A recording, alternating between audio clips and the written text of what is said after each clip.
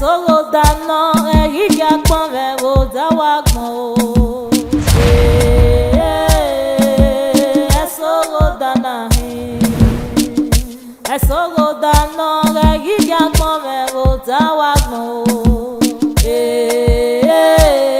se no balue na e ma wa uno ma e a uno ma e ba we be ki a take your man ira we woki ima we nu denye gume ira we woka o ima we nu zogi gume e ba we be ki a take your man e ba wa uno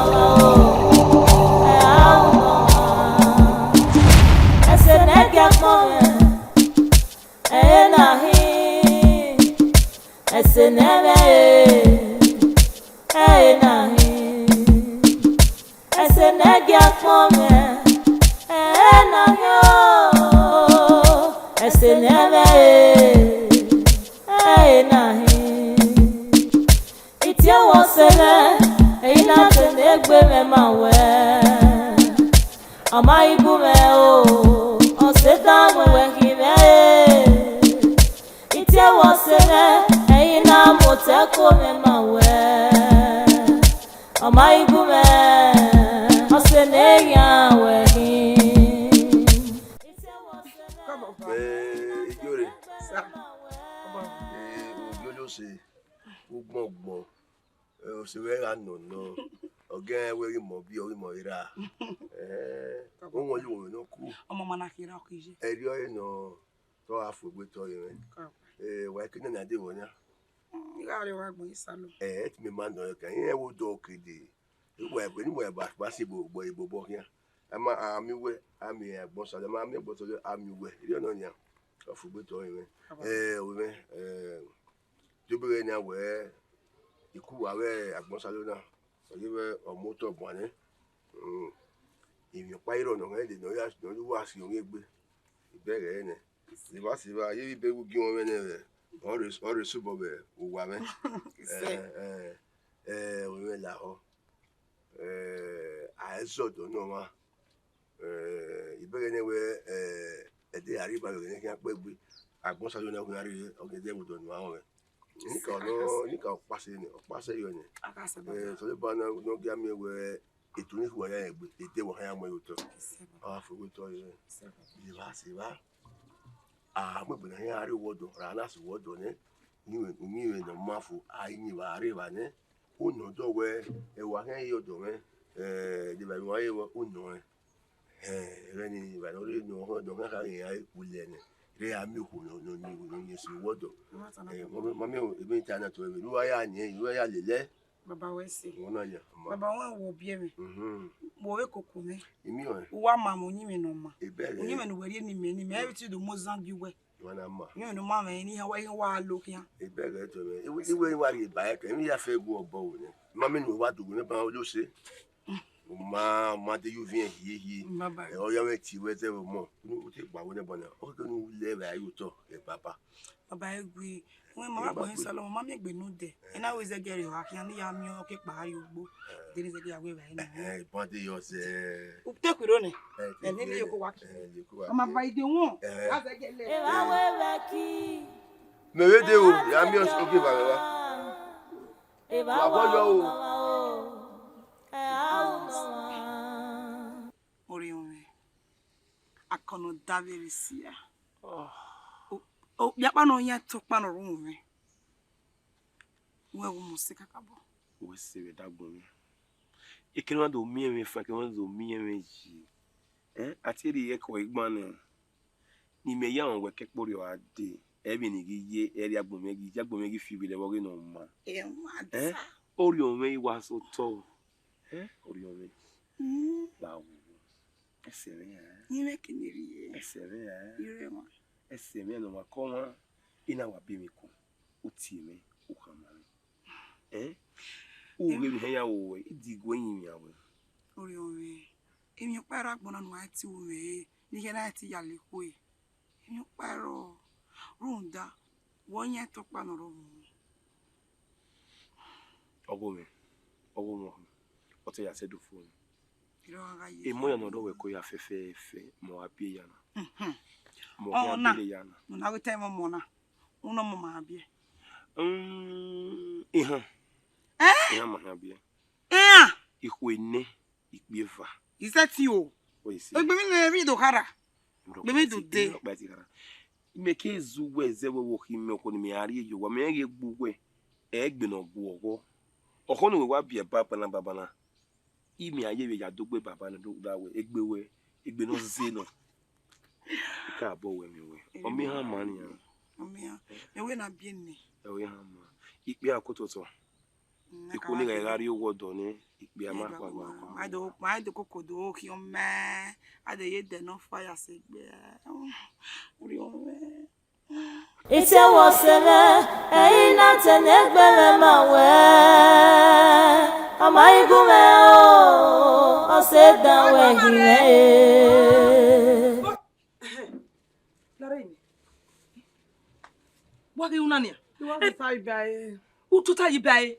Ebe ni munu ni wenu ro. Igwenu report oni nato ya le bai. Ya ro wa se pe. Bon mare. Ma. Ebi munu wenu umawu. Ezenia umbajo. Ya je zebe na ahwe no. Akwe wari eze. O ma oni mabiri o. Jare pe me. Ya rule so yo mo sede.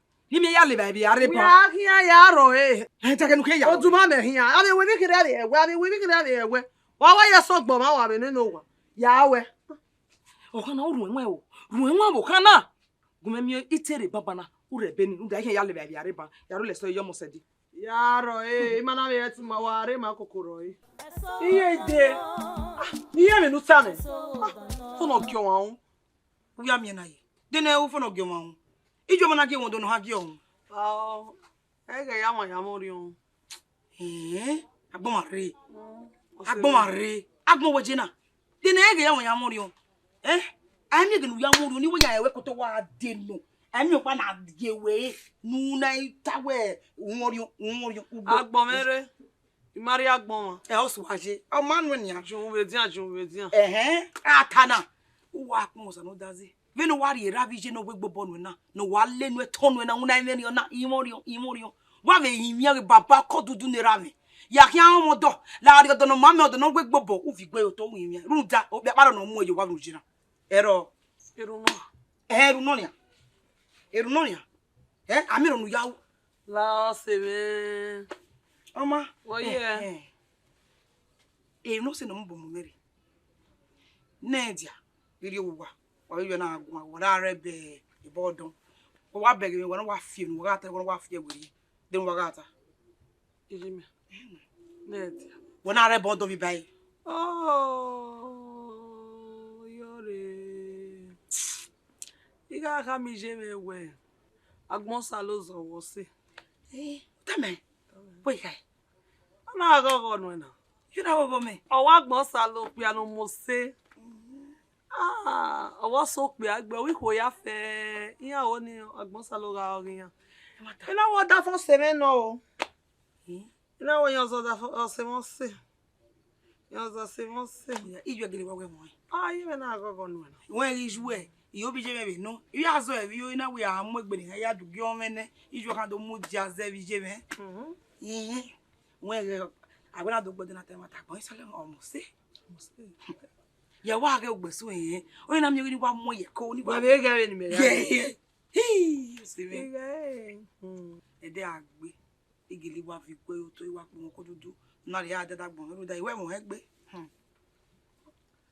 mo sa lo ni o gele so pe a gele mo se yore wo bi u bi a ibu dele wa gbe agbe sele agbe la gele mo la wo iyo da iwa yiyan eri awo idore iye se me nu wa ta na wa ki me gbe yo me na enye bia oyin ida oye mi we e ke nu we na be gogo me na go wesi iri oye mi we oge na ga ta de bon won eri awo si o ma o ta ma ka ko ma bia be me we to igbe kan me na ado ti na kare na de na kare bo ze una mu ri una ya we mi Abe gbo ma yo.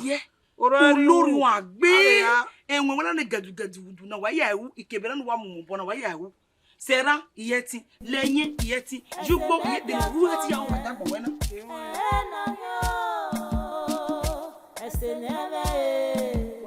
semi ayi Ori omi. Abomare. Where am I see? Elema. Oboke. I'm coming with wife agbari. Ma to na hama mi say wife agbari. I don't know what you wa. Abe so ma je go da be so ma la o. La o. Ba kan yan do, ba kan ha. Wọ́n beg. Oh yeah. Ete yese. Wọ́n gbere le gari wa. Ani pa so wo e. Wo ma mi obi gbere ba na ye. Wo wu le me de ba kan wo ya pe we wa ti mu dia. Wo le mi ari wo do. La jere na ga pa. Ima mo gbere ya pa mu dia. Mo wa to ahin agbon wa ni. Ima woni. Owo ni gbin ni an. Ero won mi na yari ba. Ogi wo mi bai. Ibe ba o. Ami eri gbe ni an. A o le ka re o. Mo wa do ahin. Am le gbe ba. Bo ware. Wa so wi mo. Yari ba. De buta. Bo ware. Bao, we wa ku ba mi si e. Tumu be ye ko wa.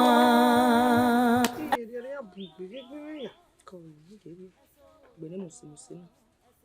Ko gbongbon re. Ọmọ ye be te ko na. Ìwà be we re na wa ti ame. O se di kana ti awe. Mo se gbe ime. Dazi we se o, ma se ti ri gbo mo we ni ana mi. Gbon ware no bi mi. Ki agwegun. Yo ni gwegun. Emi ni ki ata ma we na. U ko yori. Mo na ni. Mami o se we be ijure. Bo we. No pe anoro o se oye ati Agbonsalo. Wọ́n ego se yan ifa. Ya re o me gbeje. Uka. Emi ni unita ma o. Iyo no siko yi. To ba ni asike. Wege igbezi igbe wegi megun ani. Iga itefo ni emi no ro o no wite. Ekini be me ya mi we no de be ni ya mi. E ko mari eni emi. O mi ma, alele ya ki mo ga ko wa Agbonsalo ni. Gunu. Gume gun fune. No we na iga lele ya ki be na ge uko. Okay kebiri. Be no we wa be no go azo se na. O gbongbon o kun, o mo segbe. Iya na iti agi yoni ya jugbe ya zuko a. O se ya me azuko se me no. O se we no. Oma Agbonsalo ona yebe na ko ijore ona yebe na wubi we na ga uko no lele ahia okay kebiri o a inowe Iye. O sa no wo ga be wo ho we. Gunwe jo pe fa gunwe wo ga be wo we Iye we me wa agogo no wa. E me be gwo wa agogo. o kana kon gbe eru kon a o gbe be ni gbe o yin be ni yin ikata mo ebe no nu dan mi o me ni ta mo nu koyo ri o gbe me fun e mo be gbe ta mi me na ni okay kebiri o Yo na koyo re gbo no. Wa iwe ni una. Ni agbavo se me. Igogo no se me. Ye o wi yan ya we zije be de ni adugo yo me. oni mi o yi me ya siji O me dukpon wo be jo. bon mari Ma. we can no ro nu ge kan nu ge kwe mi ke na ene gbo o ma ene gbo ye ke nu ene gbo o ke nu ene gbo wọ́n mi nítana Láyé ene gbe la o. we ene gbo we be nu gbe na E ro pa se to fi e me me be se gi joro se na ma mi. Mi ave mi ogi me. Ya mi ogo me je. bon mari e wa mu me gbo to ke gbere ba o kan na ke gbere bon mari me ago kan na gun o won yeri e me nita wo kana o we ki onu we ye gbogbo e ki on vie le lijore wo nu ye gbo e ki on vie o wa me ma beri o me no me hi akwe me hi akwe me ka momo ni me bie we ki an ro wo nu Ikiaru onu kwe ona yo bobon nu o ma ni ya ka. Ite waseme eina tenegbele mawe amaigume o se danwe hime o se me etumume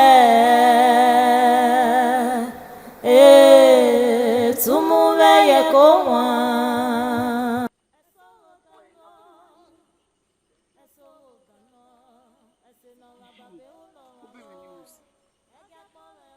I work with you. Tiara mo rani go work now. Many magiri o wana keke ni tai. Mo pe no kete wa do mo yo. O yi wa pe yo. Ina mi no anyway de no good day. Ina when no. De no hand over na ge kia. Orio me. Ihe gibi ni em no ke ni oni. Ya we.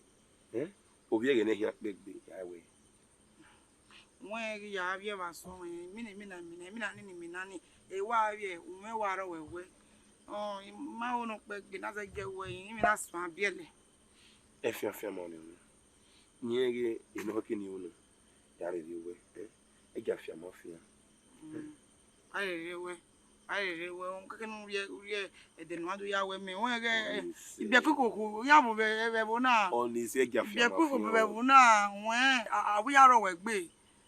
Was a not that devil, then on my team, a team when okay. Live us, Siva. My beggar, we are sensible, even as a mock. Who doesn't have a doriac man on the swap my you are come by? Launa, thank you away. I get your mafia away. Yet is a way no worry. The woman me answer we go now. Oh, honors a loba so get to the met is way. I get your mafia away. Here give me now, Emma the railway, so pop on your way. I get your mafia. I get your mafia. Ema wa unoma unoma eba webeki me yori yori yori no se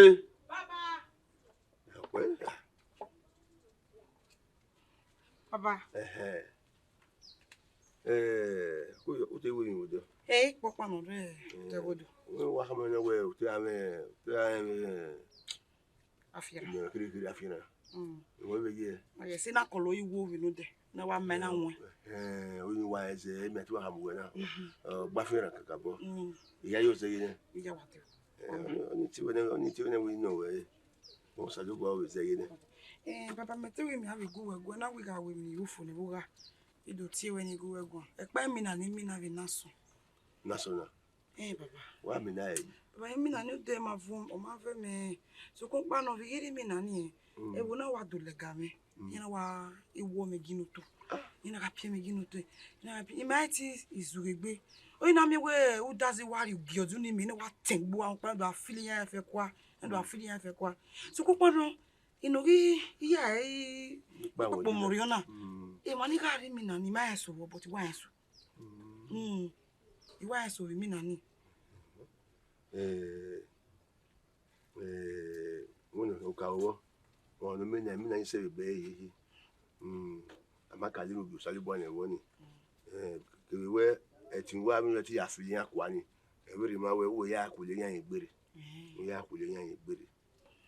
oni ma beri ma o wa ya le won no bo we wa ku yan ro we yi wa go su yan le mo bo ma e fi bo awa isuro no ri gbe ma we so asunu se we yan be sunu ma ti ma yan le won no bi ma yo e fi gbe wa so ma wo ri ma we yo ko mo bo yan ke ga o e ti ni we lo ya su egbe ni nu akare yan kwa ni so gba osoro ni we gbe ni wa ka ni to ni so ma na e sun egbo yi baba o ina mi wo ami egbo iteli yan wo si o le ni e ko ma ire ya kare ko ni kinu ri baba ke no ari ba ka mo we na wo ke ma ni ke no ari ba ye ge ma ni apopo ni fu wa pe fun e o ye be mi o yan baba ite waseme eina tenegbele mawe amaigume o se danwe hime ko yi oge na ti mo we na ti we mi ko tabe mi we ti di ni yi no ma no iyo nudo ya nwena me ugbo ya mu na reserve zob Dugbo no hiwe. ugbo me na ogonukpo ayi wa son we asu ugbo me ogele me we ga mi o e eyin na gbe na ti we me bi mi Emele bagbera mate ka abo so ngbe. ya me ma jono de ijo no de ni a Ya. we ga mi ugbo do ya we me Iye so bono. Iwie ogoja we ka we lo. ya ihe se beri o ti ma ge betin ya ti we ndo nwuna me etiki asa no ezo bu no ni a Oni o. do ya we Iye awe. That's a pen or do the button I would be no yama making no la. So kono iyo gbo ni make no sebi yeke. Takuta name yare make na make no sebi yeke ji. So ga ige ni make na ni go ni hian ifia no. utane o ga yare dogbo taba we jole gbe ade iri we Aga ahanu kimi ya afo ne na okpodo ka kesu an so wa kwe. Me se Seba so ni. afie ni. yi mu asetin Koji. o ma bi Koji me we si na no me na. ko bi me o ma Koji. o ma Ama hian. jonure o Ya we. ike we ko bi me e masalo egbu ya bulu we ga jugbo obi ugbo afun ugbo Bo hian ari we mo na yugbo. uvi ari ege yo ededegbe Iwere de bo se hian na yugbo. Binu we yin ma ka kinu me gbo we ka kinu me wa yugbo. Oera o ezeya ya nu nu ameke na ari ebe ori on meke na re bu me ori omi umana jugbe ukpo won mi gbo me gbe mi go uyo bo uyo to ni ekena na ari yo eto kan aweri o mama ta we ni aji ori omi iya gbon ari ina ya go e fi ugbo ogonupo re bedere oni ona ga gbon ari no munya gome ati owa no do ya pon mi obi asame o ona bi munya no ye mu gome ihe gero da wen ya do na ya na wo ori omi gome pon mi je kaka bo wese iya gbo mari gbon ari go si we ni ya obi kama wo je mu na me bedere oni ya e o ma mi ya fi ogonupo na fi ewi mi ya na igunya kwere yo ni ori omi yere o ka ma mi so ko pa no agbo mari wa ha ma mi wi so ga we ni e ga no yare o de gbota ya fi nya ni gome uta gome pon mi ya mama gome pon mi ya ro da wen na do ma wen ya ka ko bere nda we no mama ta ni ya se ba ni ba wa ni kwa ni wa tuje wa ma go we si nda wo pon se we na we obi ja go gbe la wa egbe wo we ja go gbe la wo fe to ahun e se bi aye se mo fe ai oh se mi aye olowo egbe nahi itie wo sebe eina tenegbe me mawe Agbon salo. oye Oye se. koyo iyo rewo Obo wa mi ana na bi yore na. Ya. no we mi gbese ti wo mi gbese Wa na mi gbe wo. oye we akede Ya iye me ki mo. o mani Ko. iyan ya do Ọmọ o. ma we ye do Eh.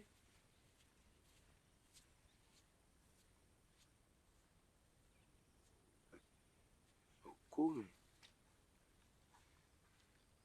impagatana emire ba eba webe kiyo ategi ọma irawe woki imawe nu tenye gume agbonware ni iwe wese o edere o be finya no evi ogun na ogede ya iwawu nde wa gwe fi ogonupo o we asame Ime mi ni ye me mi e gbo e. Owe wa do mo e ogede na ge agbon salo wo wa. Owe ma na mi e wo wa ni total hewe ni mo ogede na ni mu yo wo bo. Me wese agbonware wo me pon mi juwe ha ma ro wese me re erijuwe ma ije me ke we mo. E mo se. Me mi no go we me we o. salopwa o wese igbo ebi ni yangu na ne okwesie wese gume pon won gbo mari wese ni same no fore go wa ya Sa many won. A o ve na bugbe. jini ya same go Eh. ide jini mo gade na wa we mi ogede na wo o ogede gbo wa no Agbon salo de mi ni we ta mi me na. We kwa mi ni we ta mi me na. We ni gba kin ago si me. We me do ha mi me we mi me.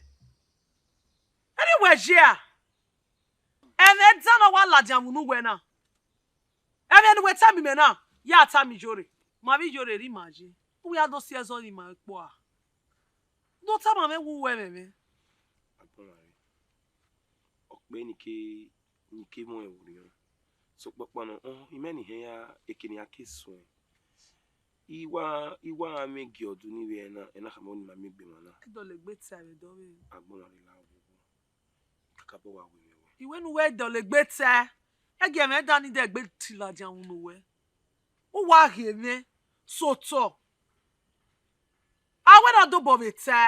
We na be ri ogo se me fu awo. Ori o ama mu oruri ma gbe ku we. Ununu ya ti. We mi me. Why am I here? You say me. Ikperi wajia. Emi ro pere ba. Emi ro pere ba. Emi ro wo wa ga gidi. Emi ro pere ba ni. E mata. Emi ro pere ba wa ri ege na mi.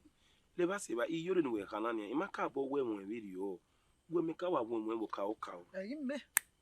Mo we me wa so mo we me ba fo. Wa de le gbe ti e nu ta na. Ti emi ade ma me te we ma gbon do ta ma me. Obi no ya du gi on se won yan do ta ma me. Ime we mo ja mo bi na we do ta ma me. Ima we won se we. E da le gbe ta ma. Agbonare.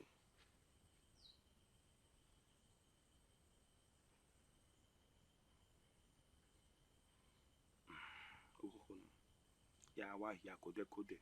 No da we mo gbe me gboto ni. Ya mi o to yi. Ima na mi o to en ri o pia. Oga hon no ya ha mi yore. Obun yore ni. Eso dano, ese no la babe uno mamo. Ya que come bota wagmo. Eso dano. Wesalu wo. Ni wo ya se wana si o ma gu me gwan, ma to ase mo we to mo bokia. Mo we so ya mo enu ka we bo sunu egbe mara we a. Wesalu. Okwo mi a. O sunu na gu me gwan, ya be iwe mi da. Don me ni ya bo me na.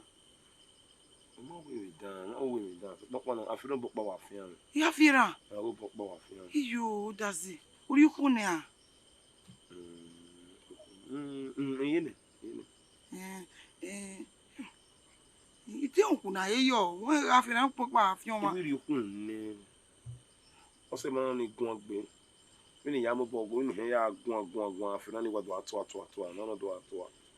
O se ma ni gun agbe. Ọmọ agbon esupun pa no le mi ari wi ma. Won ni ya me bo iwo wa ma wa fira kakabo. Ya me wo bo iwo nu ibe ri yaton ye re no ye ofupon yari we. Iyori. Iwa fira. O ya me ya kale me. Ale ba se ba. Emi mu ni. Wa ri oni itama we. Ma we mi na we je bu na awe ma wo. Iyori gari wa. Mari wa. Mo ga he.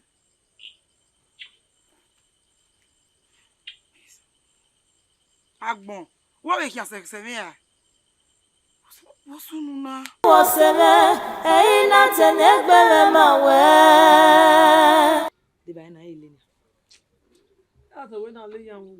Ṣùgbọ́n ebi o na. Na ilu won we ki a o. Iyan wo wa ri oni e na o be no e bi e. Awa nene de gbe. Iyawo. Awu do ya mo ki awu. Oyo nene gbe. Na do so ya gi ai. Do so ya gi ai. Ki a wo. Iye. Mo we lo gbogbo won be dere o yi ose yore agbonsalo. Agbonsalo. Wo O wa gbon wa ni re ma gba. Was. Owe. Agbon mare.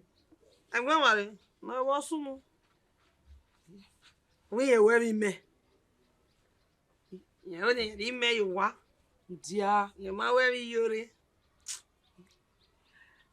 Agbonsalo we ose we. Osi jore. Je ye no. Yo to na ma we na. Re ma gba.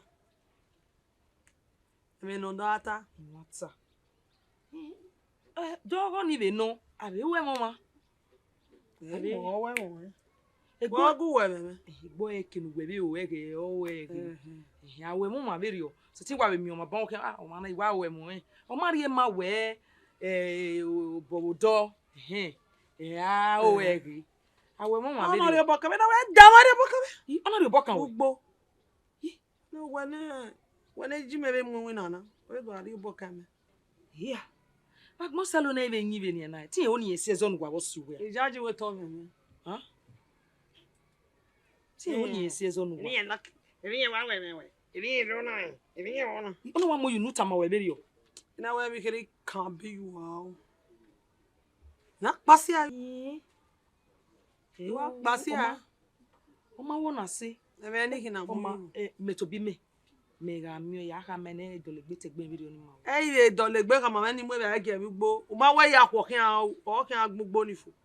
E do le gbe kan ma ni mo be age. yeah don't ni ye ge no Ma mo be to asan ye be ani. e we rio ye damwe e ma na ge do ma no we ni ge no mo be ge Je wa to bo we ya mu ge. Ari o ti bo me mo be ge gbugbo mo ma re Je ta ma we le la wo ga ya le ba o ta won e ko me gaga we ni.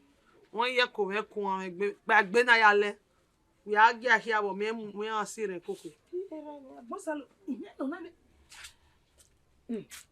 lari eni ni tama we bo ogegwe wa mo be ani sekino je o te mo se o to asan yo ge dan mi gbe me be rio awoto e no ai we gbe be rio E mo we hin agi ohun ya mo be agi ye. Me jo ye ga ya le awon me gbe ni. Ah, bo ma re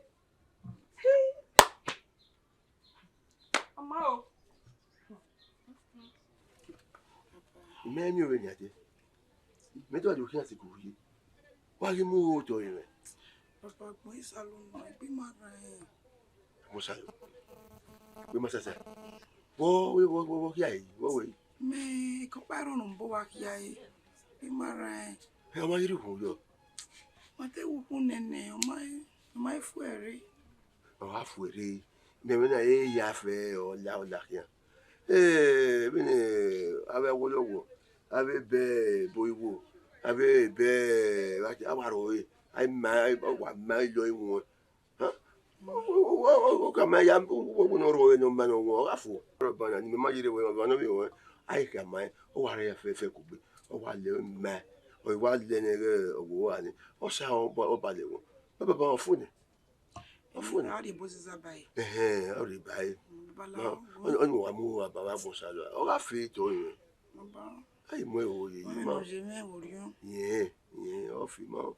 Ala ọmọ no ma ko mi ba gbon e agbon wa ni ye ni. O pe ara gbon ogun na ro ya bi kun yi. Abi me mi ya fe fe le gbo abi kun mi kwa. O ya da me wa abi da bi mo ya ja gbon. O ni wa mu yore no ye. O gbon no ye. O ni se mo. O wa fu ere. Mama baba de lu kai. Ya gi una gi. Mo. O wa fu ere mo. O to yo. O wa fu egbe. Baba ipe. Ya pa we. Ibi eka. Ami wa ne ho mi.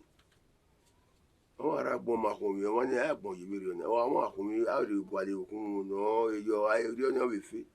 Ani won ni odu amu o. Ata wo kan. E ba we beki e ategi oma e ba wa uno ma o e a uno ma Kini bu se ade ni wa mo egbe mara we. O ma ye so we ma de. Igari won e ma mi we wa ya mi we wa o me pa bo sunu egbe me ye ran we ya. Ru do yin we wa fi weri e. E ti ka je. Iwe mi ro pa.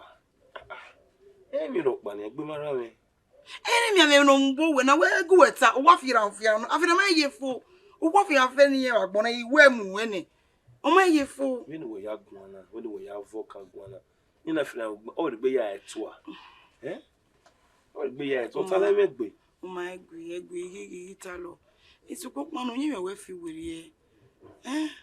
Yin we fi weri e o ku so wa Ni me fi weri e, un ri gbe mara mi.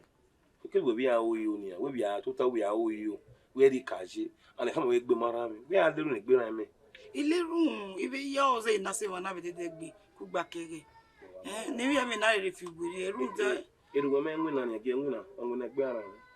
O me mi uwe ya ne koko we yi. Do me mi uwe ne koko we. You we wa ti ka ma me di gwe mi a we la o.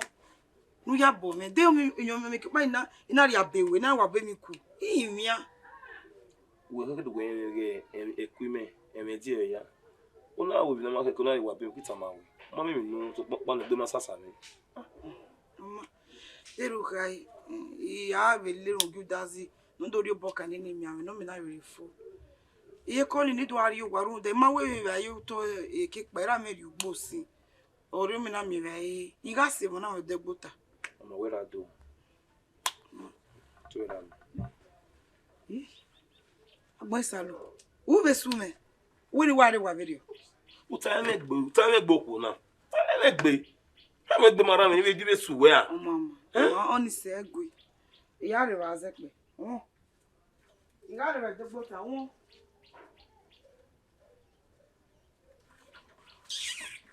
atala no odo mare mi ma no we gbe le awon ogwo to agbe te to ba jibuto ti po te ma gbodo amu mi re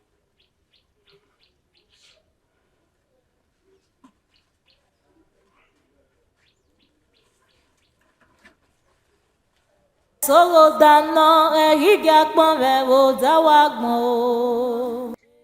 aweza de ma wo wa ma no yo maro o sumo se egun igbe wa wo agbon salo wa wo me ni we emi ni we ma get am me unyi mo wa fi we ye kinije ebi ni mai ya makaya ku ero rije wa fi unyi me we ye imenu sunu ozo mana bu ari wonu ya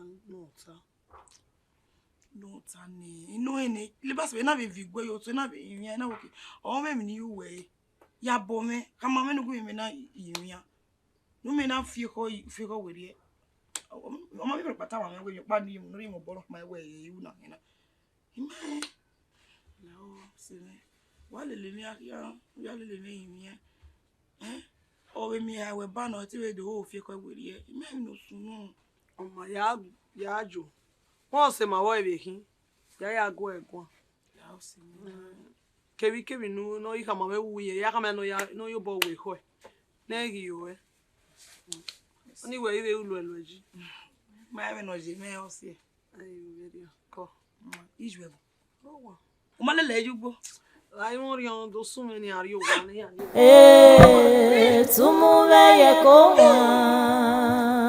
Solo dano. Mara si. Mara. Tu é como é que tu é? Muri mu we muzi. Na kina wa gbalo. Upi ano de we ka me we ara to na. Olórí agbe. Aje yore. Wo. Ni atama wa. Oni ahin. Agbon salo. O bu mi ade wa do kama wi ewe mi me. Wi e oni mi e gba yan ri. Gatana. Agbon salo ri me. Edere ni asun. Ara me to. Okay. O wi e ri zo wo se o wi me hin. Wi ata wunu na yi. Agbon salo wi e mai we mi me. Bubo ye ri me we won. Ebi no do tama me obi no not tama me because e do na me. Ona tama me. Agbo. Agata mi me we no si me. We no vi me. O se no so ti we ati ye gbona mi ye ko. Ye ni me yi una. No we wa. O ha mi me ni obi na e do tama we dem agbenye. Uno go etu mi ma ni we ba. We ata mi me. Ma yi mi egbeje. Oni ri ma woro we ko. O wa re worion. E ma iri owa. Oserion. Lare. O se yan na we ateme me bi agbo. O we yin ri wa. O ma temi ma me 010. Itie we tama we. Ebi na ga u me ibe wo na. Ha. Ba ye be tama. Salubwa. Ah. Mi a baby ko ye be baby ku mo ba o ban me na tama. Ye ti we. Ya ta mo se me. O se me dede gbo ya vie. Ye ti we. Agbon mare no bi me. Tami o. Aga ebere yo. Ega ebere yo bi me. Nu da we. Ebe ni managbon ya o emi. Eri ni ka o ya o emi. Oga Kenya. Eni ka o fe ko ma mo nana. O ma ke na mi ewe. O ma bi no wa jun gba mere. O wa do gwe agbon salori. O wa o mo. Je giyan o me ti yan. Me o me. When ni ya ati me be wona je. We are o manu e. We are o ni na ati me. So do aye. So ni ya. Deni na ati we. Ati we ni no pa ye. Je yeti. Why take bona e na mi? Je wi yeti. Gometa ma we bi mi. O se we ge jore. Emi jore. Ogweno. Emi we ogi jore no. Keke nu we beri o. Je ebe wonu na egbo no na. La ogugu bi mi ri o ni taji. Ri o ni taji bi mi. Ege fe wo body. De no fe wo body je. Agbon salo ka. Agbon salo. Je yu. Yiku. Aka mo. Aye ni me ye mi dan. Je mi dana hin. O ma no si me ka aze gba hin. Ma me bu mi ade yin we me. Iya bo igi ro ni a. Iya je ro. Ugbe mi ya bo igi ro. Bino gi ukwene. Bino gi yin awe na. Kwene. Kwejo evi mi la ho. La ho go. Ye ikwe. Ye ma we mo e. Ma we mo e. Wezigbe. So man wezigbe. We ga kwejo e neban. Wa we na igaro neban. Udu e ko awe mo we kere. Ere ya we. Je, awi je nu hin. O ma fe me. O se me dedegbe ovie. E deni tam o se me. O rovie me seleke. O na rovie me le gbe agun me ya bi. Magele tama we. Utama e. Je, We ya tam jore ni utama e. je tama e bori mana na. O se mo na tama e. Bori mana do so me. Ina itama. We nota. Je wa eto me. Yeti. Je ye wi abi mo ko be ri ni. Je wa me gbi me we le ya. Bomare. Bomare. Je won ye ko me ku le ya.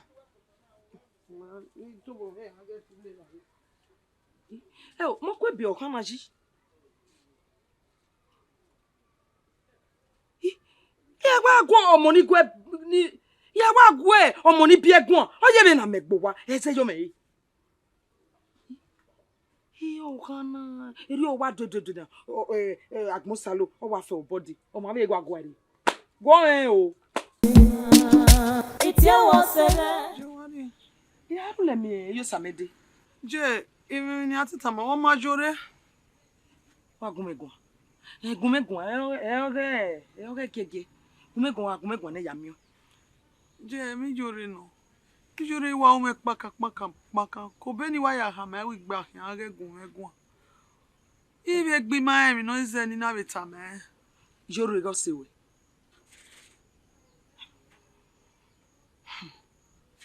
That one me get tamai. No we ya ka tami jore we ka do tami me ni juwe.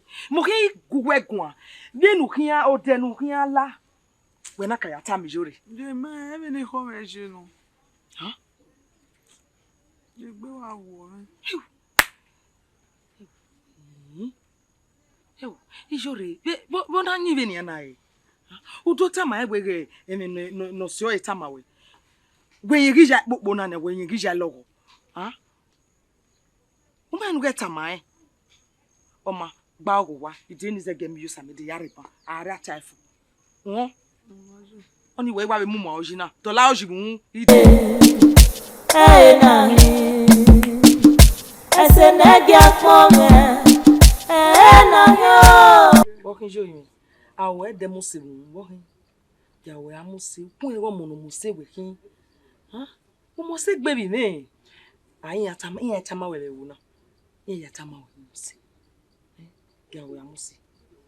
Iyore wa mi e. Kako no ri na mi e ye. O wa lele me gbina, o wa lele me hon. Wa pobo yo won. Meza wigbina, ima onilele gbina.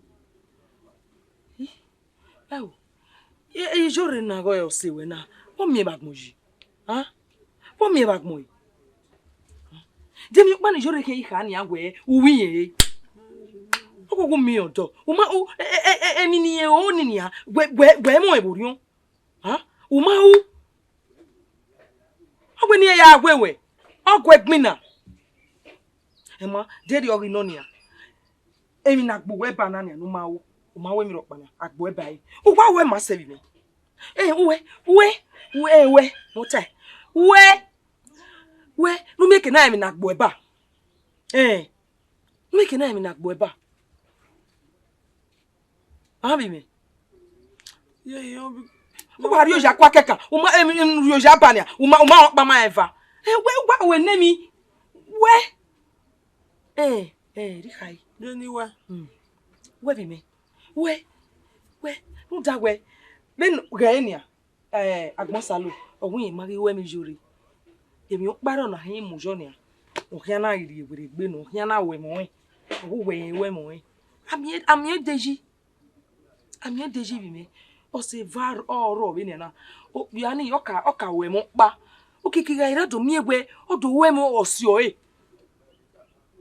Ugbe so wa dori ejo wa o so na biele ne eri nwene mi no sunu gbere akin igaje e mo be akin igata ohun mi ni kai na bibi we Ola Agbonsalo na e.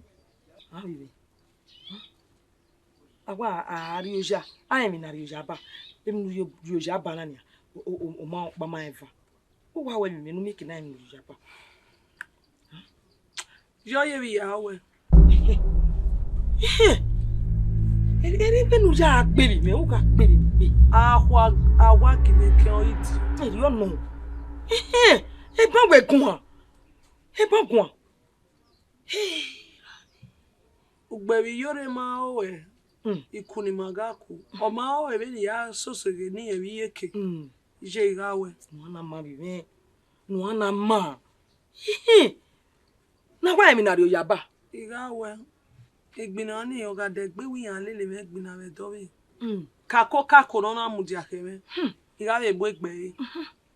eri ono jore ga setting to wo pokpa mu a setting to wo pokpa mu o gbe bo eji nu da we nu nwa aga o ma yo bo duje eji o ma yo bo daji eri o kwa no wi mi eri wa we eri wa ejeke Ore. O jabun gbe no e jame. O na bun gbe no e na me. o kun gbe bi mi Ni wa mi ni wa na meji. tasin mi na mi na ri jaba Se wasele eina tenegbele mawe. Mami emeji. Meti uhi akwe. Mimi meka ya go egun. Wese. Wana ka ya no do ya logo me. O te me ari me. E to ma ari me. So kon. Wọ́n o se me river. Na be amu go se me o. Ugbe wo be do ka ma me ne we. Ma we mo se me we me. Ina wa ma ni ri ege wen ni ge twice is. Wa ha mo go se we o. Si mo go se we o ni anu da we. O se we ni e mo ma no ka ba e wa. Mama ka ba e wa ka bi o ke mi yin me. Ere bi no ni me ka bi o ko mi ke mi yin. E mata. So mo pa no we. Ori mi ho. Popo ha ga mu me da we. Awe ni we ye we na. O ma gbe. We se we da gbo na mi meji. Wa hia o be na mi ke na go we wa so wa. E mo pa me mi ya o. Ya wa so wa me iye mi ale la me keri. Aga una wa hia bi gbodo ti mi ke na ya go we vu gai mo we ya go we lo go we ya gbe wi ya. Mo salo.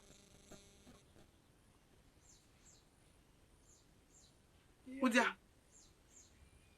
Ogele mo eyan no nya ogele mo se. Iya gele we mata no. Agbonware. E mata no Onya no nya mu ese. Do nya ni nya. Wa na me le lo e bo ya fe hia. Ya pa ni ya go mo wa. Ma ko mo gbe won. Gen pe na go e o. E mata no. Nya o te. Bonware. Ana now. Eh, gbeso ni eh. Aboria. Now. You look for me make that boy eh. Be me na. Bangare.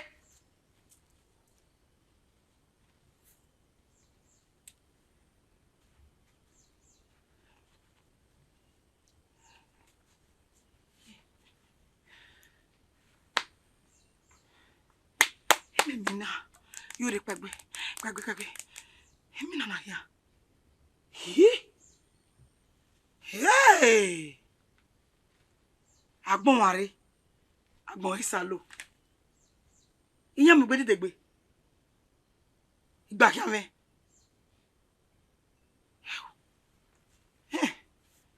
Bamare, eina tenegbele mawe. Amai gume o, oseta wehine. Osele etumume. Etumume yekoma. Eso dano, ese no la babe uno mamo.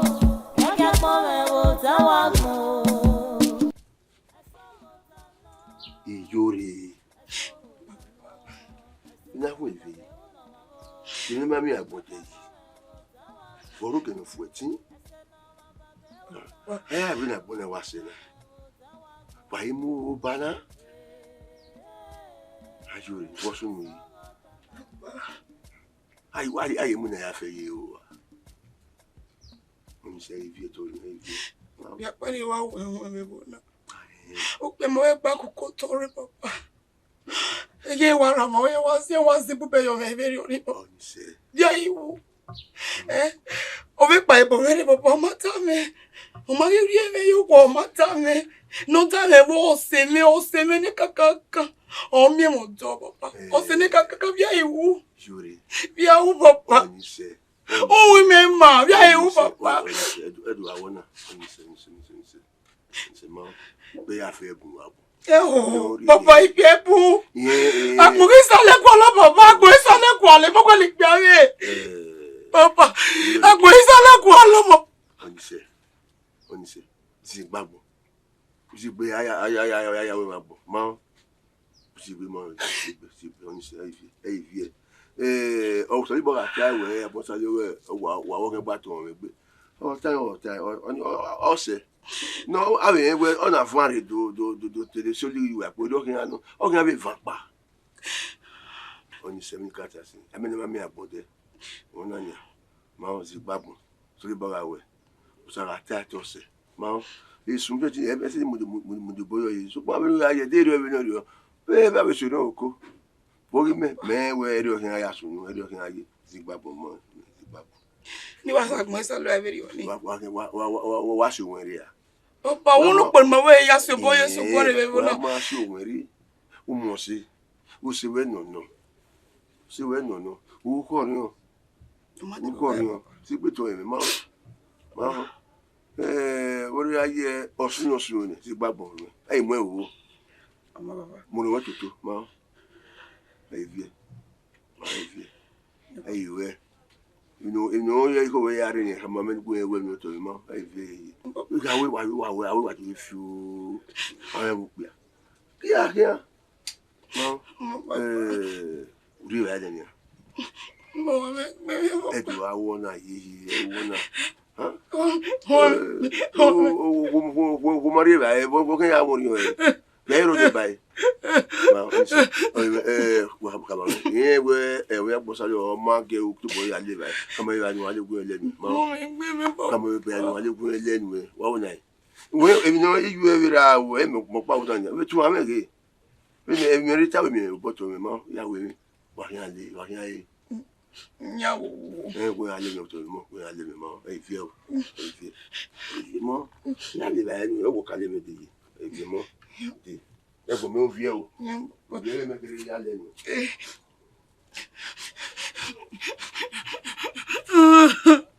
Ite wasele, eina tenegbele mawe. amaigume o se dan we hime Ni wo ya le ta gbe mi na fi ri. Egbe mi ya ri la dia. Igari rai ola mi gbe. Ina vie IVC. Ina mina. Imi mina ga. Imi ni si e wa mi. Wo yo bo ka we we o du me wa deri to. O wa en. Abi mi la wa ba o. Abi la wa ba. O kan le o. Mo egbe yo. Agba esa. Bava.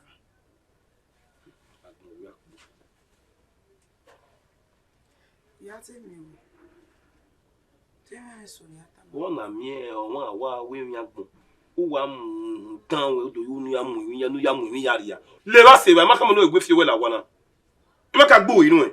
Egbe. Emi ata ma we. Emi pàtàkì wa no se na wo ni ade ni do ta ma. Báwo. E wo bi na me no ta. Ìgbẹ́ ìwà wọ̀ ní ìgbẹ́ ìwà wọ̀ ní. Kẹ̀mẹ́kẹ̀mẹ́ no ta we no ta.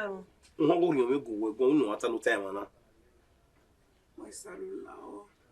Ifo e ba pa kan ya go ego. Ó wẹ̀ yín ọ ọwọ́ kan mẹ́gùn wọn ni wẹ́n nu kékeré ló ta ẹ̀mí mu tí a má gbọ́ ìtawé mú arí òwà. Orí ọ̀rẹ́ orí ọ̀rẹ́. E pa gbe mo. Wọ́n á gún mi tán wọn ìmì àmà wú ìmì máa mẹ́mẹ́ ọ̀rẹ́ mi nànà mi kí hàn wọ́n ní sẹ́kẹ̀ yọ̀rẹ́. Wúnyí ọ ọ̀ràn wo ni ẹ gbàgbé wọn náà. Kóòmù Te wi ana ma yo no yen pa. Na ni pa si ai ma. orí ọ̀rẹ́ Ni ma jo wa de. nípa ẹgbẹ́ Gbegbe ge no. máa ṣó wà nù ẹ o wẹ̀ mú gbẹ́gbó orí ọ̀rẹ́ bá lá. ite woseme eina tenegbere mawe amaigume o se dan we hime o se me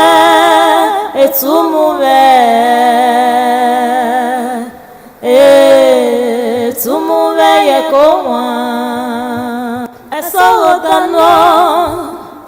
eso dano ese no la babe uno mamo ege pome wo tawagmo eso dano ese no la babe uno mamo ege pome wo tawagmo ese no la babe uno mamo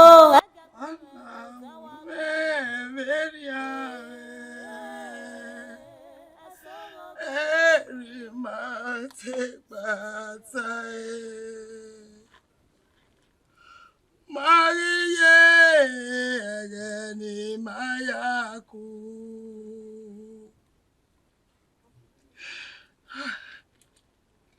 wana meberia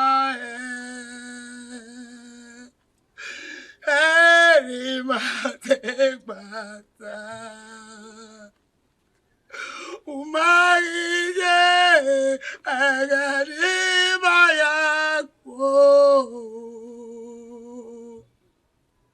agbori salon oriome o umaije oyanu ya mame umaije agari mayaku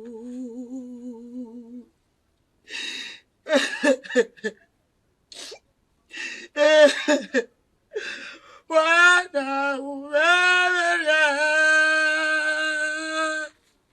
ari mate mata Jori papa una hu evi papa le ya gbe ko ẹrù na mi o boy you eri agbori salo sama me Jori sama papa una hu evi ba ti we vi na ele kuku e amade papa ero sama me ọmọ tama wi ase mu me ki aya ki mu me fu papa Jori ero Jori e wo wa tu ya Jori Ijori. Papa. Bili me duwe go se. Papa. Agbo me je na papa. Ya wa wu. Ya wa ri ukoro. Ya wa ri ukoro. Ya wa ri ukoro papa. Diwa o, mo ira no gwe gwe. Agbo me salo.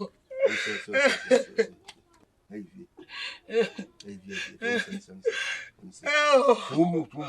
Wala. Onise.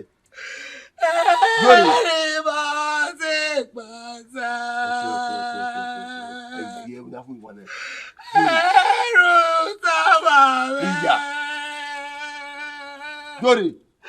Agua isalo.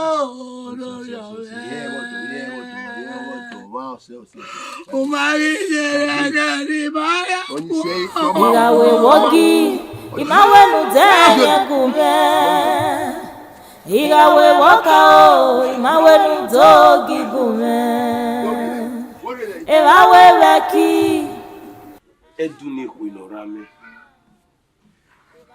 wa wene de gbe we dagbo me de wa wene de mo de imu ime ti ka waruwa na ka wa lidi yoruku eri yen gbin won a ogbin won gbe wa gbon ime giri oje bo te wa ri ma o so po won we na mu mi iwa afian mi wo mi ako eme eyire na wa olowa liye kere wa si we ni gbin won gbe ni mi wa yan we dagbo me wa fi we ye ko no so to afiame no fiame imu to dai esebe aye What ya me say me? You can say we are runda warrior. ni wo ya go me pon ore me ti wahala oi wa sikoko Agbosa. Awe mo ma no gbo ma sanyebo. Koyi. Wa ko mi me. Mo salo. Ije me no Ko go mi. wese e wa di gole won na wese be dagbo re Gbagbe mi. ije Gbagbe. wo se be gbe mi dege we Mana ma. boya so mo boy afi mo na te wa afi mi ke pori o ade iyan ko ni me we mu wen Iyo be ke ko we. ije Iyo wa be ke we. bí ká gbé ko ma kwe te o gbe no do kaka bo ku gbagba yo ege ye bi kwe mi iyo wese Agboko. Enika o ma me. Iyo ma me na mi we wa ivaga odo wa mi. Iri o kan aje.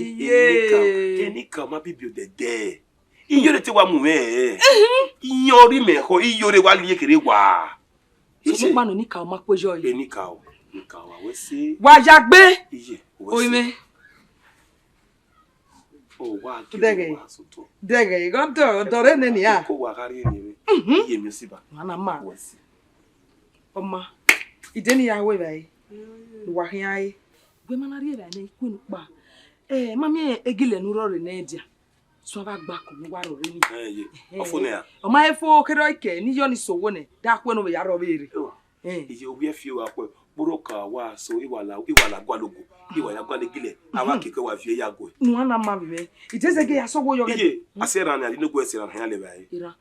Oma o te pa do so e. Ka gwe bo ka ku ne. Pa ka ku ne. no ro so ya le bai O ga se ke ya. baba do se no ke Nu ana ma. we yale vi ni yale ni be je. Oma ije ya mo ire. We ma gbo salo pe. Hey. Jemi ya mo yo me gbe. Jemi awe mo ma ne. we si e mi na di do si we ke ni me ni ti gwe nu ya ni ti wa wo ni o ni ti gwe nu ya wa we ni o bo me gbe ni fi po na de gwe o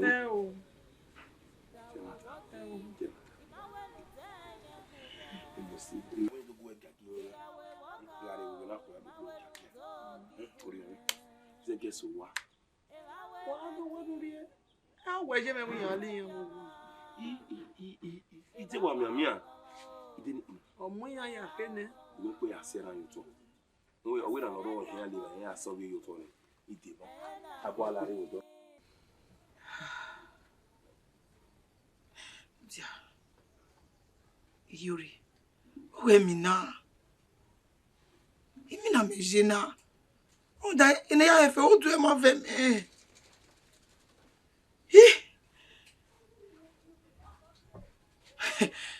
Ibi agbon kan le we. Èmi no gbẹ́kẹ̀lú weke. Oseme. Osime. Imayaye.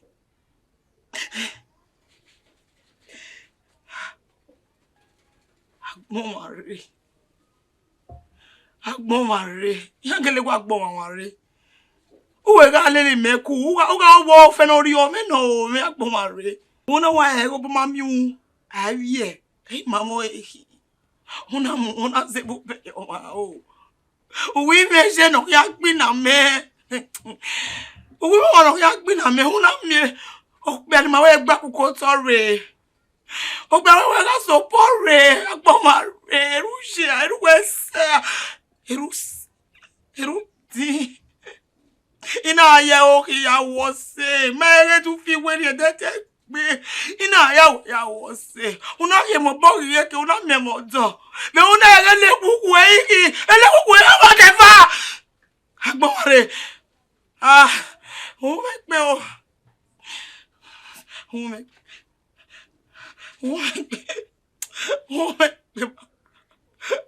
O me pe o. Ona dame o. Hello. Ite wasele, ina tenegbele mawe. Amaigume o, osedanwe hime. Lugwe na wa mumu bie na. Tamame, unu tamame. Uda awe wa musi. Je, wọ́n na agbọ́sàlò. Agbọ́sàlò. Wow. Wow, tamame. No mano. Me no ma aya una ho. Come gwan ime. Agbọ́sàlò na we ni lele yan rigbo. Na wa ugbo. Be je ugbo. Awe ni lele yan rigbo. Na wo mani suwe akin. Yi mo na ya wina. O ma gilele. Le ya wina. Dami o mo go we gwanji. Tania. Ina lele arigbo. Isugbo. Mana ka ya ga ifi afe no won yuto. Ayi ge le gani. Ando mu mi arigbo je ga mi ugbo. Bolo e. Nenu kunana. Ona wa keba ni ona wa yogwe ya ne. Owi ye fi akona mi. Ni ya mo goji. Dia.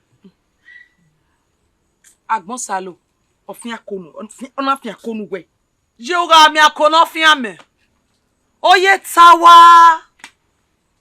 Je o ga efo. Dege. Imata mawe. Ene yega ha mawe ge ni na we la wo bi me. Le la Agbonsalo we e. Genia. Je. Odwa ri ma me wo ma no manu.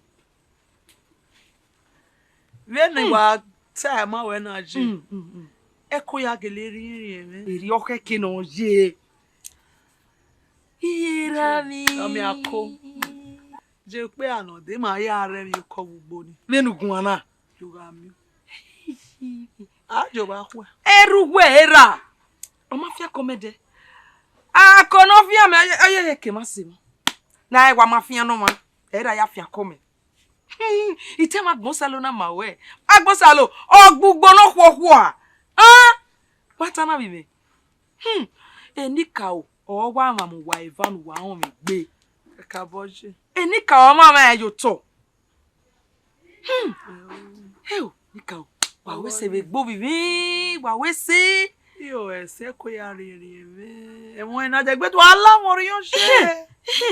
Eri onu awe. Ge ami ojege. Kakabo. Wemi ni tana. Wa be ze wa be gborere si wa we to do to. Wemi ni tana. Eri awe bi me. Eri awe. Je, Ebi me. we mi akpon ese. You have video. Adege uwe. Mimi aya. Iyo re me ni yori ya nyanya. Nyanya ri ya agbekari ya agbudo. Ina owe. So do I be. Na be do tie mo ma dan. Oh ebi me.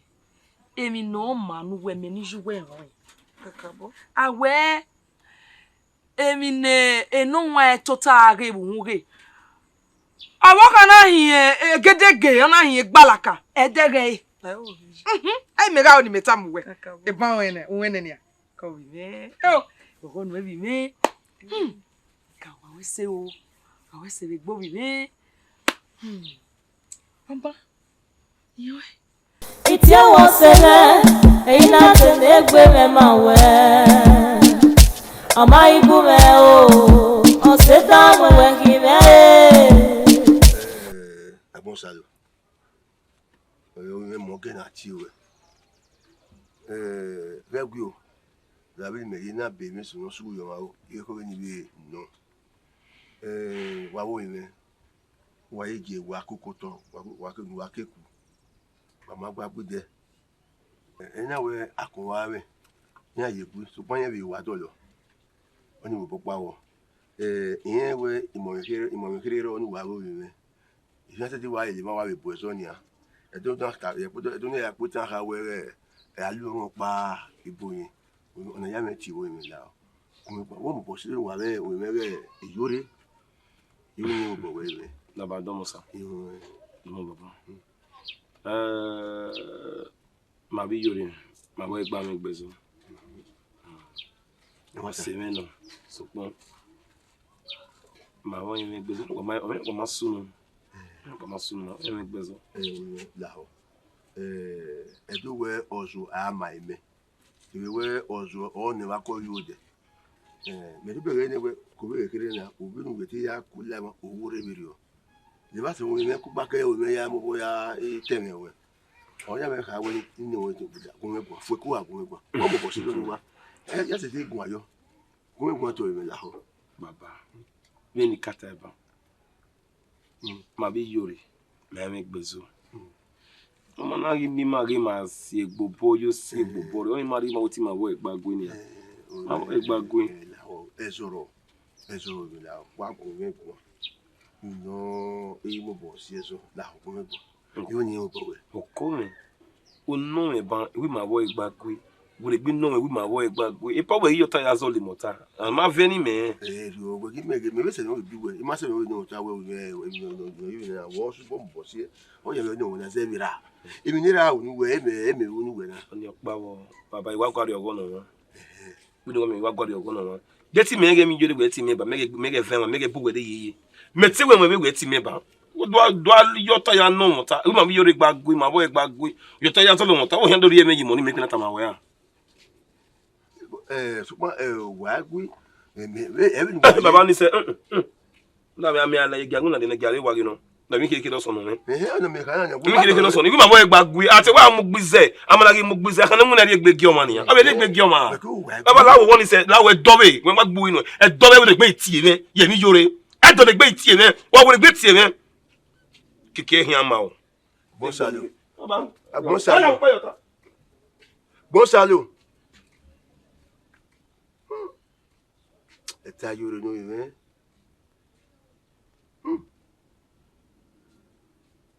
agbon salut na agbon salut ni me di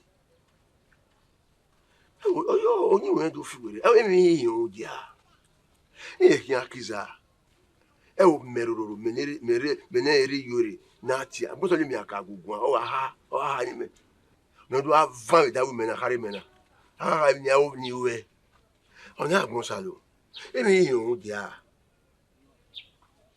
mo ya yi e do we wa vi eso ko we de na bu na mi o ona we mo ke da we de abu we mi sunu mama ya si gbagbo eso dano se vini kai vi tasin I mean my mi wa gmonde ma ya we wona ma ho èmi ya ne agbonsalo èmi no gbe èmi no gbe so pon panu etunu ma egbe oyi bi buse e o egbe yo èmi na ma mi wa gmonde kwese won na o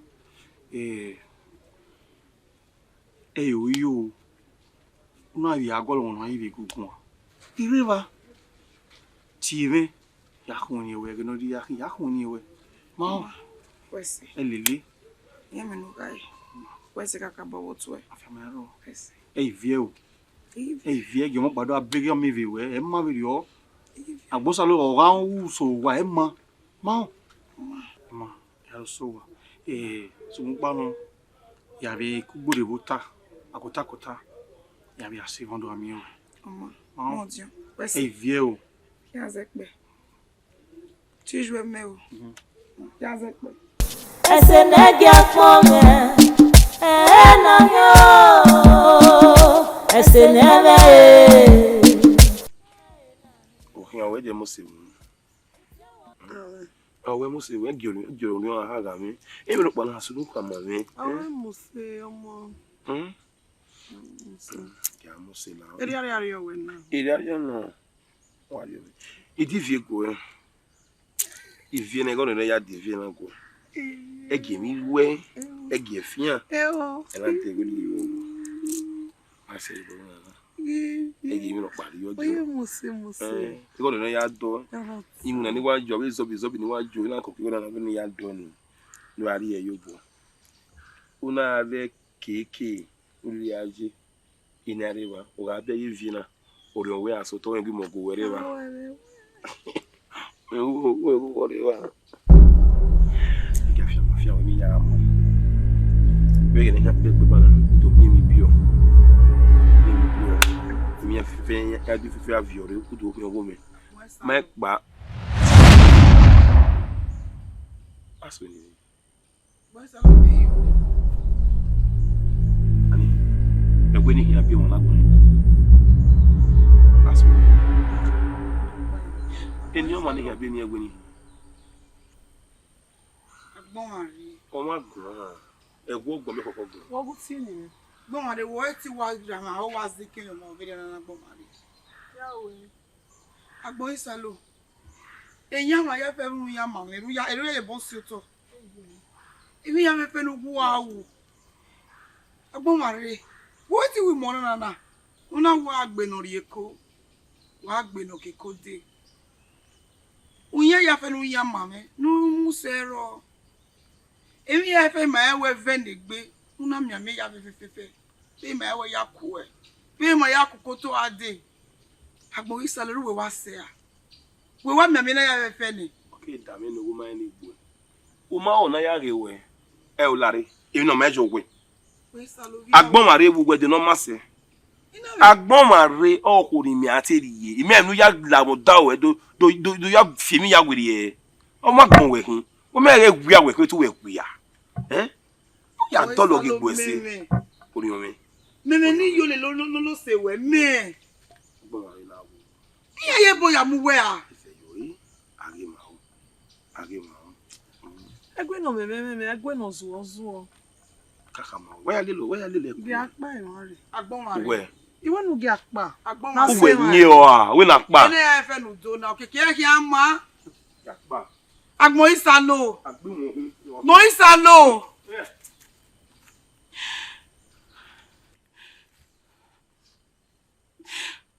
Moisalo. What you are with me, Veriana?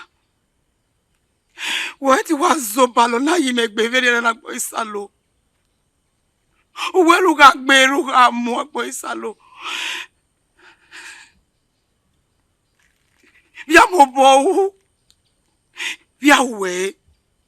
Do bomi go me ni we agbo isalo ma ti ya bomi nu be je me we ya kure nu be je me we ya mobo re ye here o mobo no te e ga ki agbo isalo uri e me wa re me ye wa se ma me agbo isalo ya we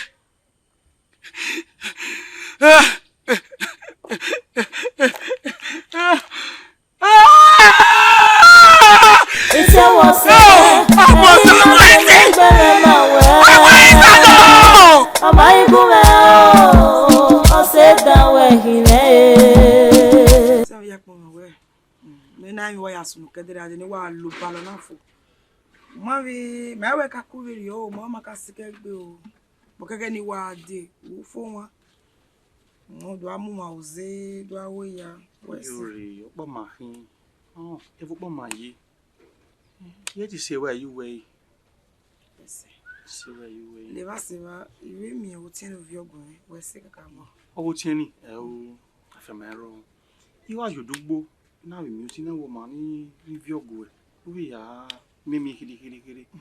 Oh, I see. Eh, my have a film, my mama will very only. I would tell me anywhere on any case no where we're no more Dion or your bed. We have it if you wait a very another name, you do 100 your saving. He judge it, you will not born no Kia, on the my leg be. You do where as a busy Manduna. What's on it? Let's see. I may not be arrow.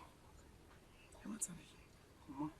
Yuri, if basically the James get to sow. Mama, Maybe I'm calling me Budo. Man, you're well. You are married, oh, doing this work. Over Bumbi. Mama, well, devil, dead water. Just when the Budu be over. What the go very well. Why go? Yazek. I cool. Oh, my baba.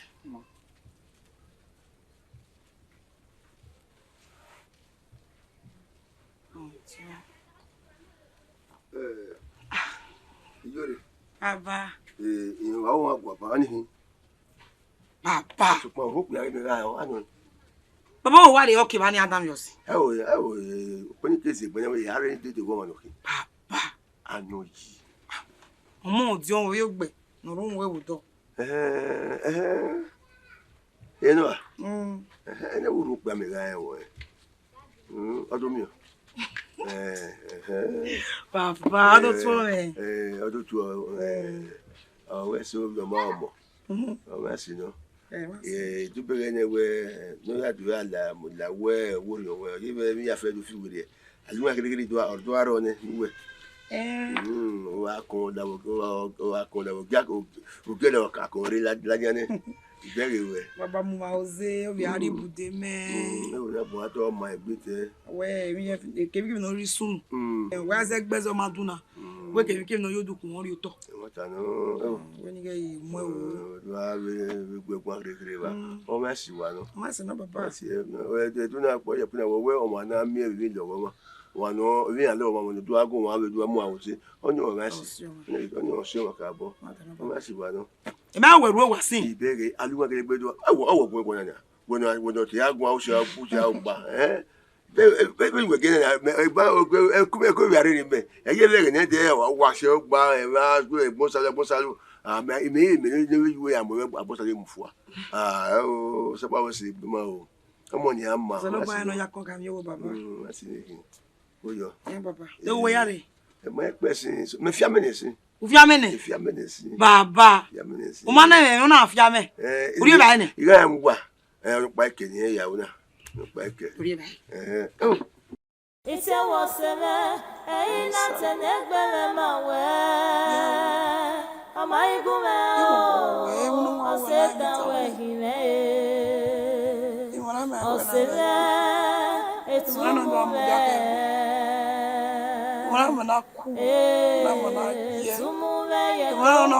Una nyama mede danda wotu yari me wazewa usemi ayi wa mene ame gigbe me ihe unuru weze ni wa kwela o borisalo nuta mame na ki ona onya no ya mame unya eti dada uwe moni ha bie no we ha we bie ha ikweva borisalo Why to am yam very ana?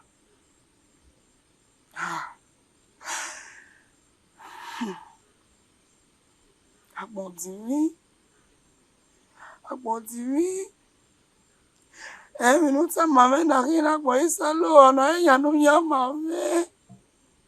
O mari jere me o ya se kupore. O mari jere me o ya kure bebuna. O mai be jere nu pe ma ya ku. Moisa ro ma jere kuro pare wa miamia me veri yo. Wa miamia me veri yo ni. Wa miamia me veri yo ni. Oma. Adegeru gwalo eji. Oma. Uga yen wiri ukoro. Ege ni wa gwalo me.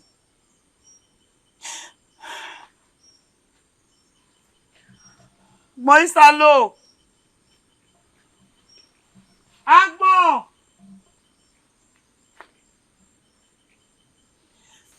Moisalo. Agbo.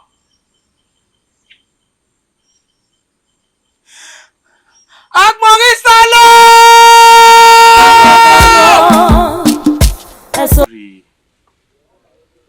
What's on huh? Ikatamawe, you. Oma. Nisi wọn pa no. Mo make na we mo ori soto. Ma. Rivière o. Rivière o. Iyore ni mo se.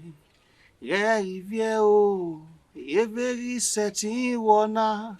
Every setting wona. Iyore ni mo se.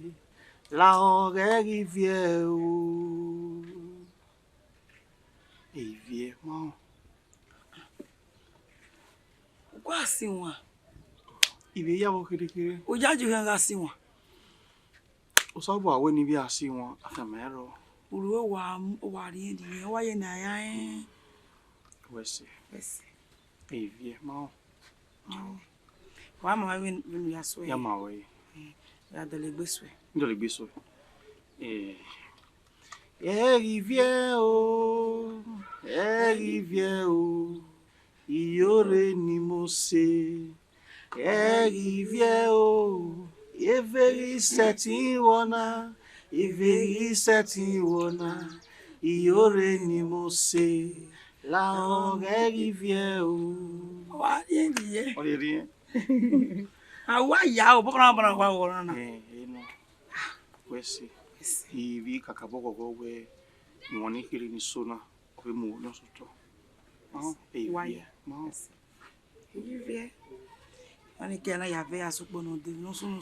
Osunu ne. Mama, se mi ya yu dazobo. Amogo kakabo. Yuri. Lawo, ya windo ari owa. Una mi ne yeme. Ku gba kere run yari wa na. U be mu dia kere ra no we won me wa na. Mu dia ile ba bo kere. Lawo. Una otasu wi ole ba bo mi ki tu le se. Won na mi je gedo mi we ni lawo. Oni ye ma wo yari ba. Igba le ba Oma, e de gbere yari ba we. Lawo. Oma ni. Ma oni je ge botasu we wa. Ndo temi ni kiri. Mo na me we odo awi amo we mari ba no le. Ma. De boere de. Pa ko vie o. Vie. Iwon ni sonu ebon we ko aso kiri won ni. Mama. Ya zekbe. Ako. Negbe wa zekbe. Wọ́n ní ìwà rí èrè bá.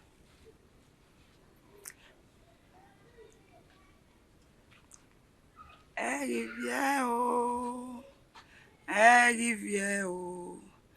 Iyore ni mo se. La onu rivière. Eba wa unoma. Unoma. Eba we beki o. Ategi oma. Irawe wogi. Ite wa totaji. Tasowe. Oye. Asunwe. Igole wiwa odo na we mami we wa ije. Ena oni gbera go ti oko wa. Eko tayi won eko won sere. Omo ile ba ni wonu do te wonu do ke we wa. Right. Ma yo ni ai ide. Mo. Eko. Egbe yo. Omo ta ni oni no we. To we no hi wo.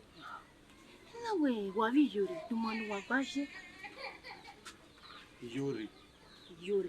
Osebe ka no me mo ma ba yi. Wa bu no. O. Ni mi ku vi no ka bodo ya toa. Ku gba kere o jo wa e. Na we. Of dem ro toto ni make na no we. Ru da ko be ni ebe agbon sa lo ya se gbe aye. U wa vai wa ye kan. Tasowe. Osieka. Ohiwe ibiri kata mo ebo. Ninu tana. Ibiro baro tutoy. Ninu tana. Odie. Je vais m'avoir ouais moi. Mon ta. Mon grand la dia. Everio. Everio ma ouais moi c'est quelqu'un wa wa. C'est quelqu'un. Ma ouais moi. Parce que ouais mais veut nous quoi vous ouais. Ko. Oui do ri ben. Ide ya ide. Imo no wo wa de gbe ran. Iwi de.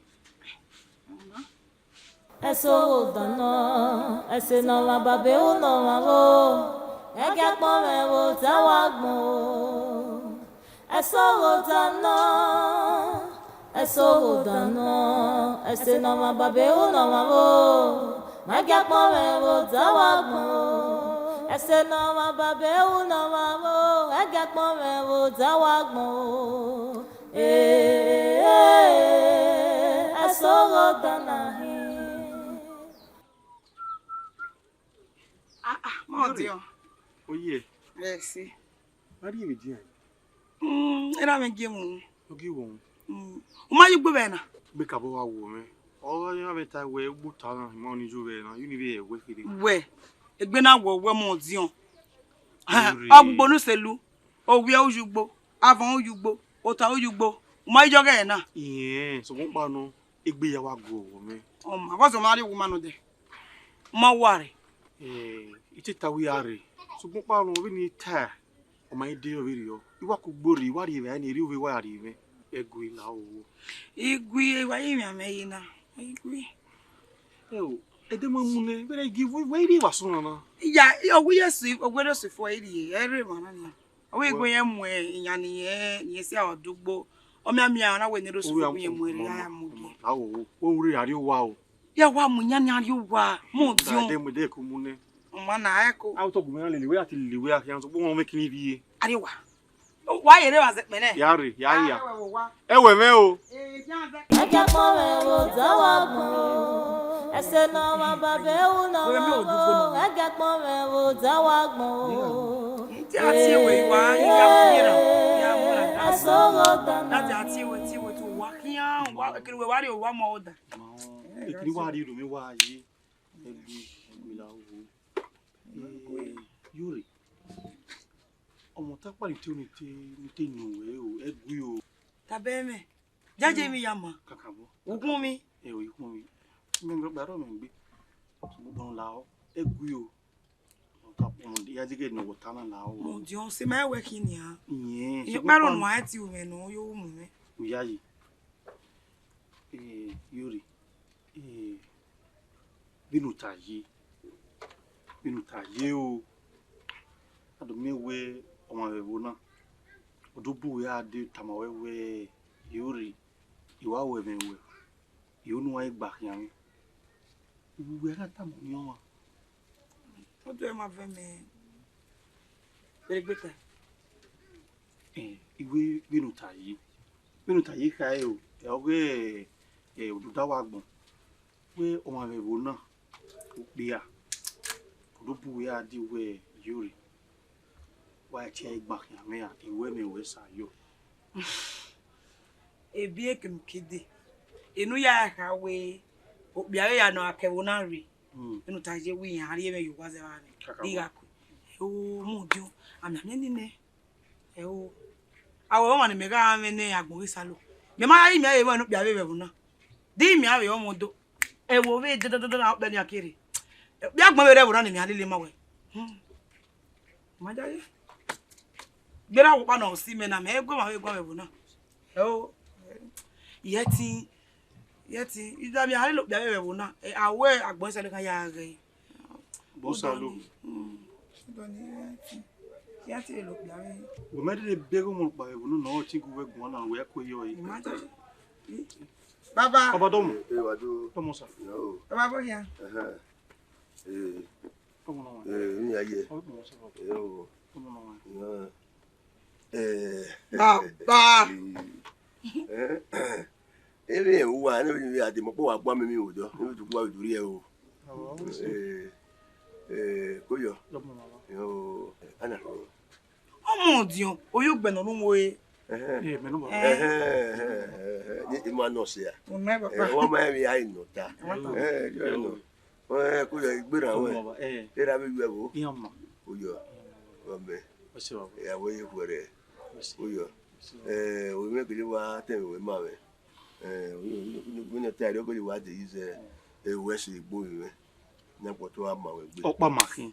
mi o Opa makin. mi wa we ya se oju amu awose se wo lo wa ni siga we aye Ma we ne do man hin we na.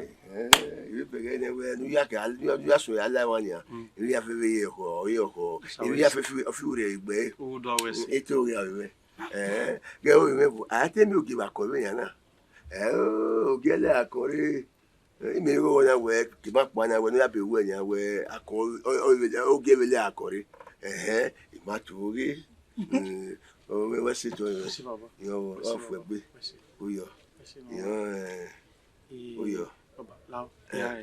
Yuri ya de ke do so wa. Wa papa na. Ya de ke mi je ya ge ya mu mi yiri ni. me na re wo yo We baba lao. Ya oni. awo yori ane we ri oje o we wa Yuri we agie ni. O ma yo ne baba me. Ya de bere wo se. mama Ya su we na o. Ya Ba su. su. ure do le wa ta o Ya le baba na. ti awon mama De baba ko. Baba we se. o te o bura mi do wa o to wa fu egbe yori awo wa no lo kan ise ka kian o na we pa enu e o maybe go were ebi me no to aye oro do agogo mo sa bo nkan no ki wa ro te fu wa gbe Bona kwe ki ma baba no. Wa ya no mata. O menti latian agripa no tame noro worio ijore. Igwe me me ya tama. Ijore. De gbe na wi ye gwe gwa me bona wa koya. Ota ni kina no nai. O. Uge wuri me ya tama Iya ta na so kuku gwa ari ve o menti gwa. Ijore. O se wa hin. Ijore. Egwe. Iwe me ya tama we. Ude we no sunu wa ve agbonsalo ofo. Taso we. Ofo. O we do se so di ma bo de yori ya. Oni meme. Ah? Oni meme. Ikata even winner o. E do pe ko awa musa. Wa re ko o mere o wa ye bebe. O wa re ye ko wi je me. Oma asamero otun ehi. Iga wi obo no keke. Tokma me ga mi yore. Igata mego otemi okabo we mu isa yo so pa me no ya tama na we me no vije gunwe gun afo na we me no vije ni do guwe tama wo sinu de no ni de mu ugbe mu me no keke nu wo ko gba me a no aya lo de no ma wa ya lezikin ugbo gbegon na we na sewo nínú gbase na pa de me nínú e ma we na zao ya gba de ma we na zao igbe me video ni ki e ko ata kiri ata e ma wata me ro si eso du kan gbegun enu ga ata ni dene ogbana buwe ade we na wiye we wo ga koyo a ono itata mo ye ga koyo we ke boy taso we agwa ye ko ari ma bo wie e ma wa van e ma wota onu na teme no do so pe ye titemi no ro won re taso wo tu no je hin e o te hin e te hin te la nenu egui ko e ve ru wonu ya gbera ni wona we ro nu ko ahia ko wega ya taso we we wa zo go kwa o tu no je hin o tu no do go se me na gbon gbera mi wa ahia ko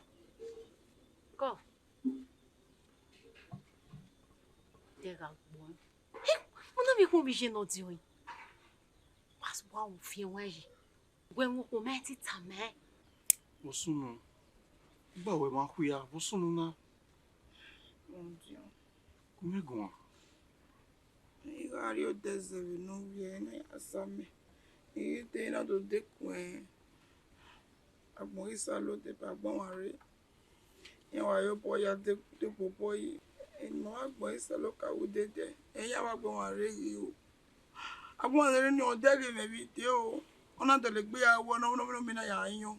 O dege me bi te. Yuri iye we uru ya be yan ni e ko mare ni o yo ibi po ni ata ma we we wa ri desert ovi ali ovi liva. Unda wa beriania. Uri we ya area. Ha? Lawo. Mona mi we. Ikwe we ya do area. Ha. Lawo. So pano. Emi na kpo isa lowo na oma. Emma. Also ya oya metama we ali ove. Make na pa ikini ayi mi ga beri, onu ga beri yan. Lawo. Man di lo kai. Nkwa ni awa ni awe iwe. Na do mi we ete no rie ne adwari no. Eliva ali ove. Lawo. Uba ove. Agba ove. Ma. E ti mi ro pa wori o. Woru gba we na be. Wa gba o mi kina bi amo wo. Mo en ya. My own. Eliva lawo. Ma. Yuri. Window ari owa. So kunpa no, imo ni pase wa every na. Ndo gba we mu save wo. Wa kan we na. Akian le gawe wo kiri. Awa le. O every yo, awa na wa kian be kian so da wa ndi wure gbe. Mi kina de wa de wa ki ari wo la o. Ndo we nu gba we na. E ma be dia. O ma de lo kai gya. Okay.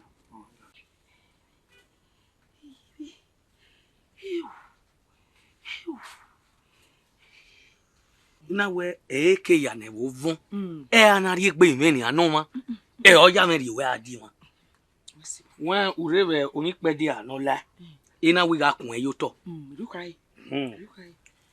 onona o ki koja no riri ari oma una tama ori ki enu wa we no ma wu una tama ori wu wa we no fi o ma ha we ri no ya ki ogo wu ko owe o emi kemi nu riri tama wa we emi no ke kona no ri eno na ori ene na hi o se ige teri enu uhun ni ka unu be porio imami dogban wo o ya me ka we iga be ri ona no we gbe na nu we se papa la o wo wa ure ni dogban wo na ologbo ya ohun na iye kologbo eran mo to awa la wo egi ede kan to awa mo ki pogi arwa igbuto emi o zeme teme na ma wena ede no ga de kan to kemi nu ya gba ya ri ran e ma ta baba wa ya ru o ma o ede no de kan to awo ri ran kemi nu riri ya wina ede no ade kan to o ga zebe o awa de kan to baba de kan to na we ni ka ye me ni ya ye be nu nu do we baba ma kan ma me awa wi ran bua iyo baba owo eva eha ene ise eyan iyan we na we o kan ase na se baba lakian we se ohun elu won me no ku ma iyo baba owo titi aro ya ziga murupa to ya dego de we se ra lakian we se koyo iyan iyan gari mo me o ihare egi ede kan to awa lakian we se o aja ya nu ene se o ami we se hey what do I put ya ke ni bu o bu we ni de kanto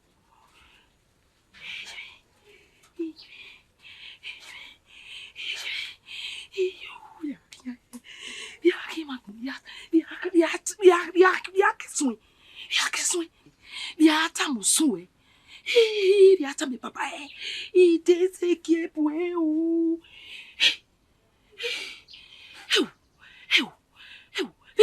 what that is what do I put you ifo ide se ki bu o au no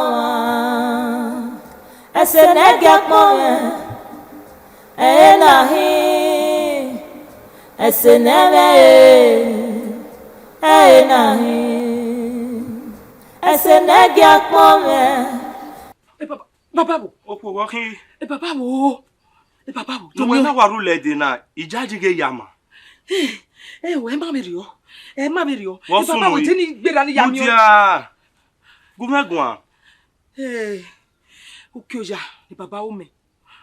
Ọdẹ kàntọ̀. Ọdẹ kàntọ̀ iná gbé di zegedo. Gba ọdẹ ló gúnmi pé bàbá la o. Gúnmi pé bàbá o. Mudia. Ega kota be no de. E baba ori ewo na wa. Ori obono fo ori eyan gbe. Ima me muta. Uwe e baba ri obono fún yagbe. Ori eyan gbe. E baba ri obono fún yagbe. Eri mami. Uwe. Baba ri obono fo ori eyan gbe. Ya. Wọ́n sùn lórí. Ya kíá ẹ̀. Òkè ọjà, ìyàwó ẹ̀mí. Bàbá wo ẹ̀mí.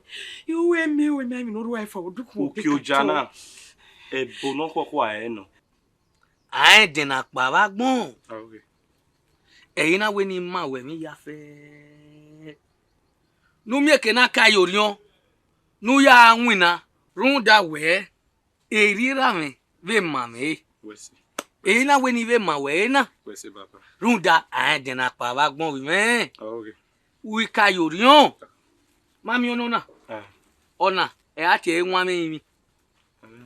Ugari ọ̀nà. Una rí pápẹ́ràn ní máa wẹ̀ bẹ́ẹ̀ dẹ̀rì ọ̀bà ẹ̀.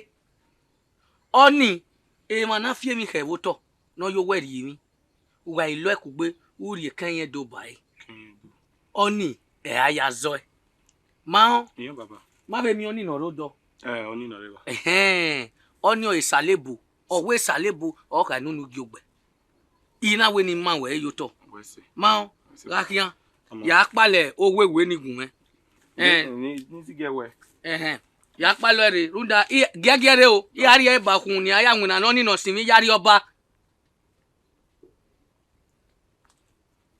no bo ya zobo yeme no bo ya zobo ebe yere no bo ya zobo E baba mai ma nwina sodo.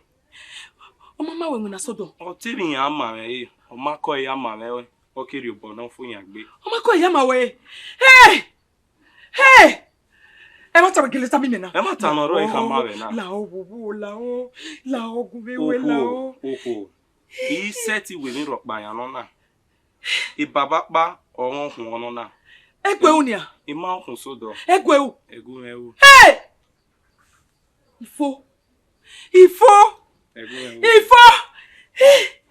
ẹ̀wù. Bàbá. Bàbá rí ọbọ̀ náà fún yàn gbé. Bàbá rí ọbọ̀ náà fún yàn gbé. Ìṣẹ́ni. Wà lóbi nù àwẹ̀. Ìṣẹ́ni. Ọmọ ẹ má ọ̀hún sódò. Ìṣẹ́ni. Òkè ọjà. Ẹ̀gbọ́n kwọkwà ẹ̀yìn náà hìn. Ó yá rẹ̀ kí rẹ̀ ọ̀nà dé ògbọ̀ rẹ̀. Ẹgbọ̀kwọ́. Eo, bàbá, ogi ọbụ sọbụ. Omi ya kere nọzaghere. Eo, ọma kere ya ma wọn na. Emi nuje wewu.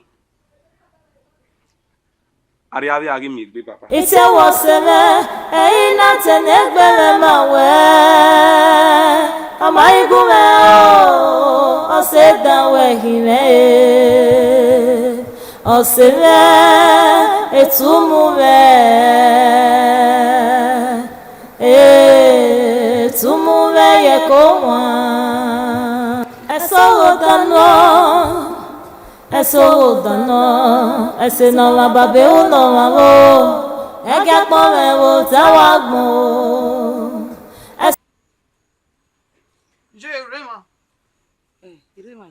Je, la do agwo se wa gbon sa logun an. Imade de mi no mie. Ime mi no mie je. Iwa so wen wa kume ri obo kan. Owo te ti mi asu fun yin egbe a. Je do agwo egun an. Je ya agwo egun an. Bi ruda imade de. Mudia ime. Oma ya je ya agwo egun an. Ya se ba. Ini ya we wa mo ojina. Je ya agwo egun. Me no ya hu me bo kume me na hu e. Me na hu asen. Oma, iwi ya se ba. Ya mi o.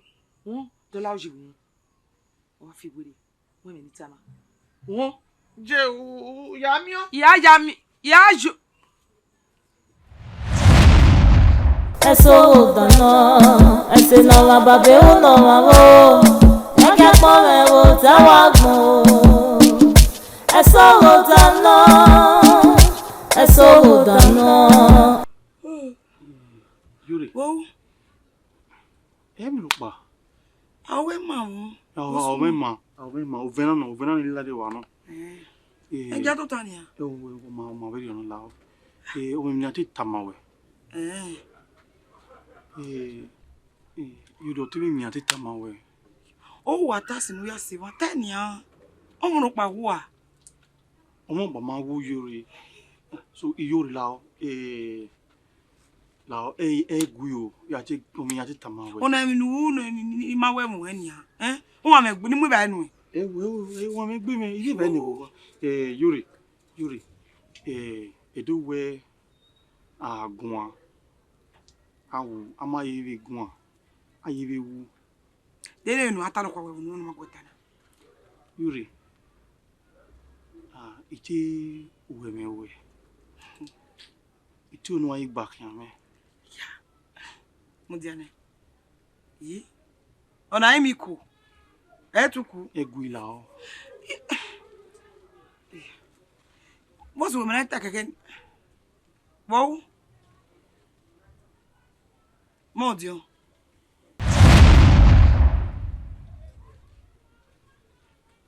What's hello? Yuri. La wo. Ido yimi awe. Imi ya fefe ni uwe nu ya bowe. Ima era agbon wa revi ye ti anye boya mu wa o. Yuri la wo. You di boka me. Yuri. Kaka boye mo we. Boy salo. Emi ya fe wo wa wi me. Emi ya fe to bo mi weti ari e bo ba. Emi ya fe wo wa wi me. Menu ya lo ra me. Agbon isalo. Yuri. La wo. Edi boka me. Oh, edi boka me. Edi boka me. Yuri la e ma ra o me. Yuri me ya koko sorry. We ma je ni re, we je ni yare. We je ni yare we me ya. We je ri a, bu se bo ya ma we je ri a. We je ri a. We onu pa ni me buku ya je goda to ibi a. We onu pa ni buku ya jo dese na ibi a. We onu pa ni buku ya jo tu po na ibi a we.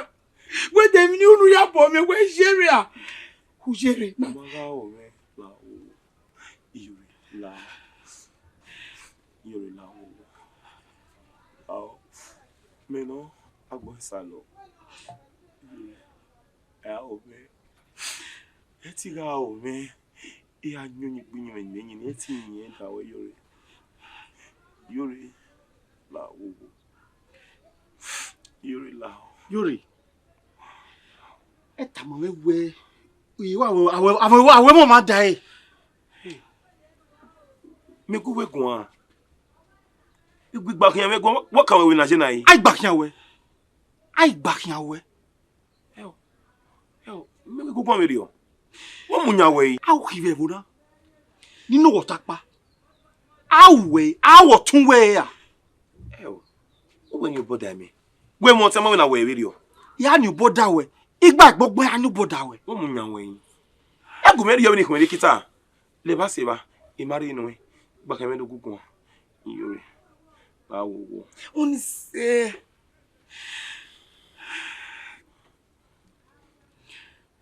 Mon Dieu. E que na mi o maji, e mi o yi. Ade ko ogun mewu. Ti awe. Ya kabo pon me we mi ya fe nu me. Wo ba lo ni ga je. Inu ya du ya o se me nu ya mu ma oze. E mi ya fe nu me. Iga zunu gagbe ese mi ya pon me we yeye. Iyo ti no dion, e mi we yi. We se kaka bo mi ya fe nu me. So pon pa no we brand wa feel it and gbe na. E ko ere ere meru da me ni yon si meru we bi o si me. O we no ro. Run danu ya ta we. E bo ya mu. O ya ze wi ya bo. Mi ya fe nu me. So pon pa no. O ma e fo wori o me ya wori ya me fo a. O te kwari eji. Mon Dieu. Veni kata si. wesi sukwa no inu wa mi o na iye o wa bo mi ku ne o me mi na egbe gwa ni iye we mo we need those zevu wa baba we the money only o me zevo odo elekuku we omo deva iye ti bi omo deva we ni ze agbon isalo ya ze oni mari e mawe imawe we wa do no say agbon salo bere agai babo ala o mo lo ma pe ku e una owura ka una ro yo le no de boya jo ogbe me do mi e o mere iyore everywhere dia boye awe ya ira we ya emi we me awe teni ka o na me we ya mo egbo mu dia wa do mi a emi we ogba awe tu ya awe ya emi we me mo na ni bi tin wa ri ni kam baba na mo yira mo ga te no so egbo edowe mi ha lo won no ku wa mu dia oni ose won ose ma nyi ko ni ose de ya mo na no re na egbo no wu da me so odo mi wura gbon iyo se yo wa mu wa ose baba na nya wa se ya ni gbe ma je so wa gbon wa yeye mu da na ibe o ta se ebo o ya mu ya ya mu ya o ya mu ebo akwe ebo ni ha ya mu ebo ya mu akwe na si awo no be gu aro se we do iya akwe ni awe ebo ya mu awe ke be ya de awe de unye awe ebo ya mu mu do ra igwa kaka baba na ni ka ma we odo no awe ke hu ya we mo ya ta won mi ka ya nya mo no we na iyo se ora gbon yo mi ofa yo se ga mi ge wa kon we yo se kure yo se we mi afe no na so boya go yo se wute pe ate pe mi egbo ru ma ka ya ru ko aya iye eya na pina pa wo we ka mi bi o nya mo yo wo we wo ite ra o ve va na be yekewe ko be yekewe ni mo ka we we wo mo na e de ga ni ka no fun emu ja o wa do e ara gbon o palo igbe imu we mo na fi unye so unye se bi me nira una aru bi me rororo me awe ebo yo ka me na oge ude na huwe we iye anu do ni ko no ri wa ona na mu meru vi na afam no na o da hu ebo ja unu we ya mu meru ya mu imu no a e yo le gbe so bo ya le bo ya kan ebo mo de na hu agbon salo nígbà tí we gba ya le gbe ni o mi re e dagbo ri awa we ri awa wa be ku na gege o ko la hori iyore o yero a we be yeku we wa o ti bi ogun we ani gba ka be ha mu yo we oni fi ni fo a be ga le we yo se gbo o ya mbe ama be no so gbawe agwa bere wa bi wa gbo awuso ni pa be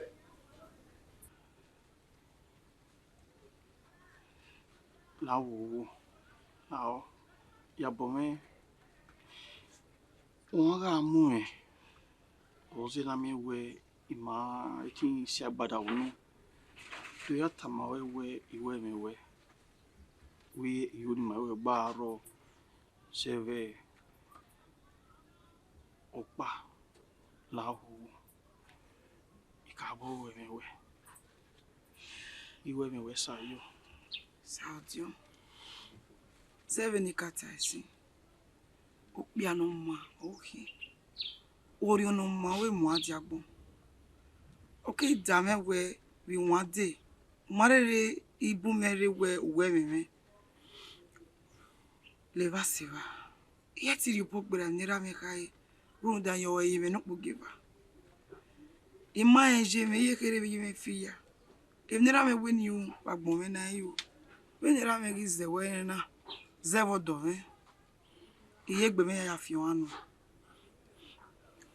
o hawe ekin aki ya se do fo me yori wesi ya kude na mi we ni agba ogewe. Inu ati o. Ya be ya. Na do mi we agbon ido agima we wona. Owo kan kere ehin bi ma one day. Ibo kan kere. Eke we mewe. So pupa no. O amagun me tala dia. Wese. Na bi mi meyi. Wese. Ese ki apon me we. Yuri. Mon Dieu. Ya kode. Ami we. Ni agba ogewe. Liva seva. Uyo ya. Uwa me. Kupiano. Uno. Yen we magui. Ya. Etion sa uwa. Etion dazi. Wese.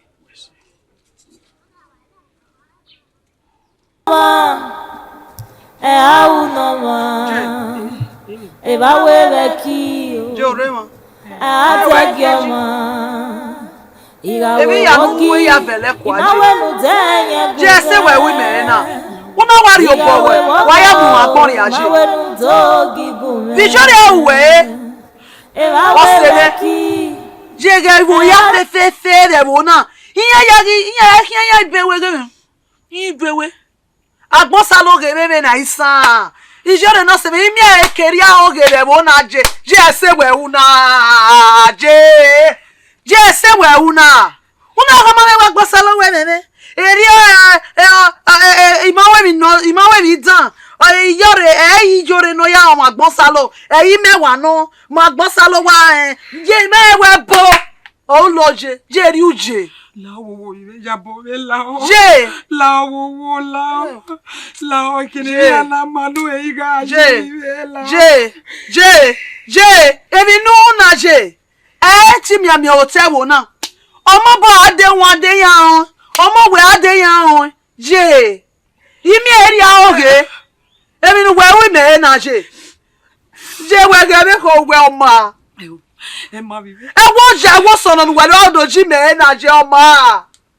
Ya ade yan wa gbon ma de ni je lu ebode. Je do wo pa mo pe apalo ikwe no bi yan me me wo na je.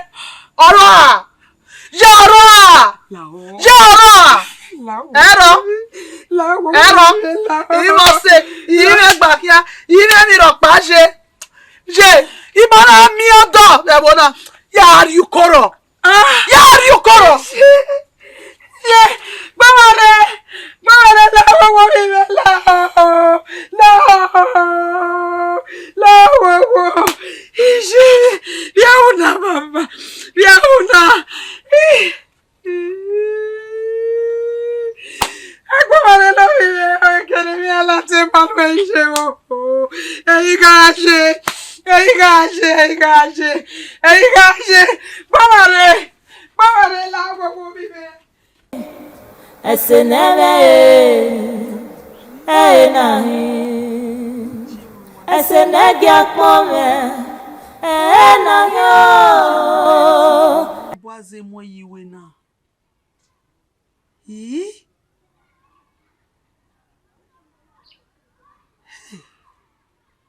Ijore no si me. Je me na we. O wa gbo salo we me o. O we even tell o. Wo pe ana gbagbagba. O pe ana se ye be wo na. Ehin an me. Iji me na ti ari ogobo. O ma ata mi me wi je no bi me. O ti wi mo na. Iwo wa ni ma wi no ta.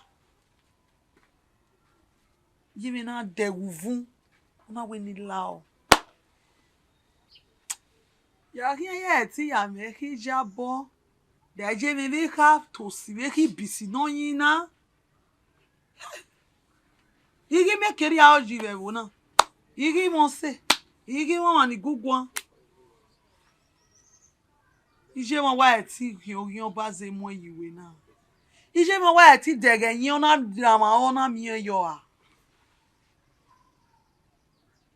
Agbo salo ma me go pa no ya we me. Ije mo wa lu ebo. Ona be lu ebo ya wi me a o.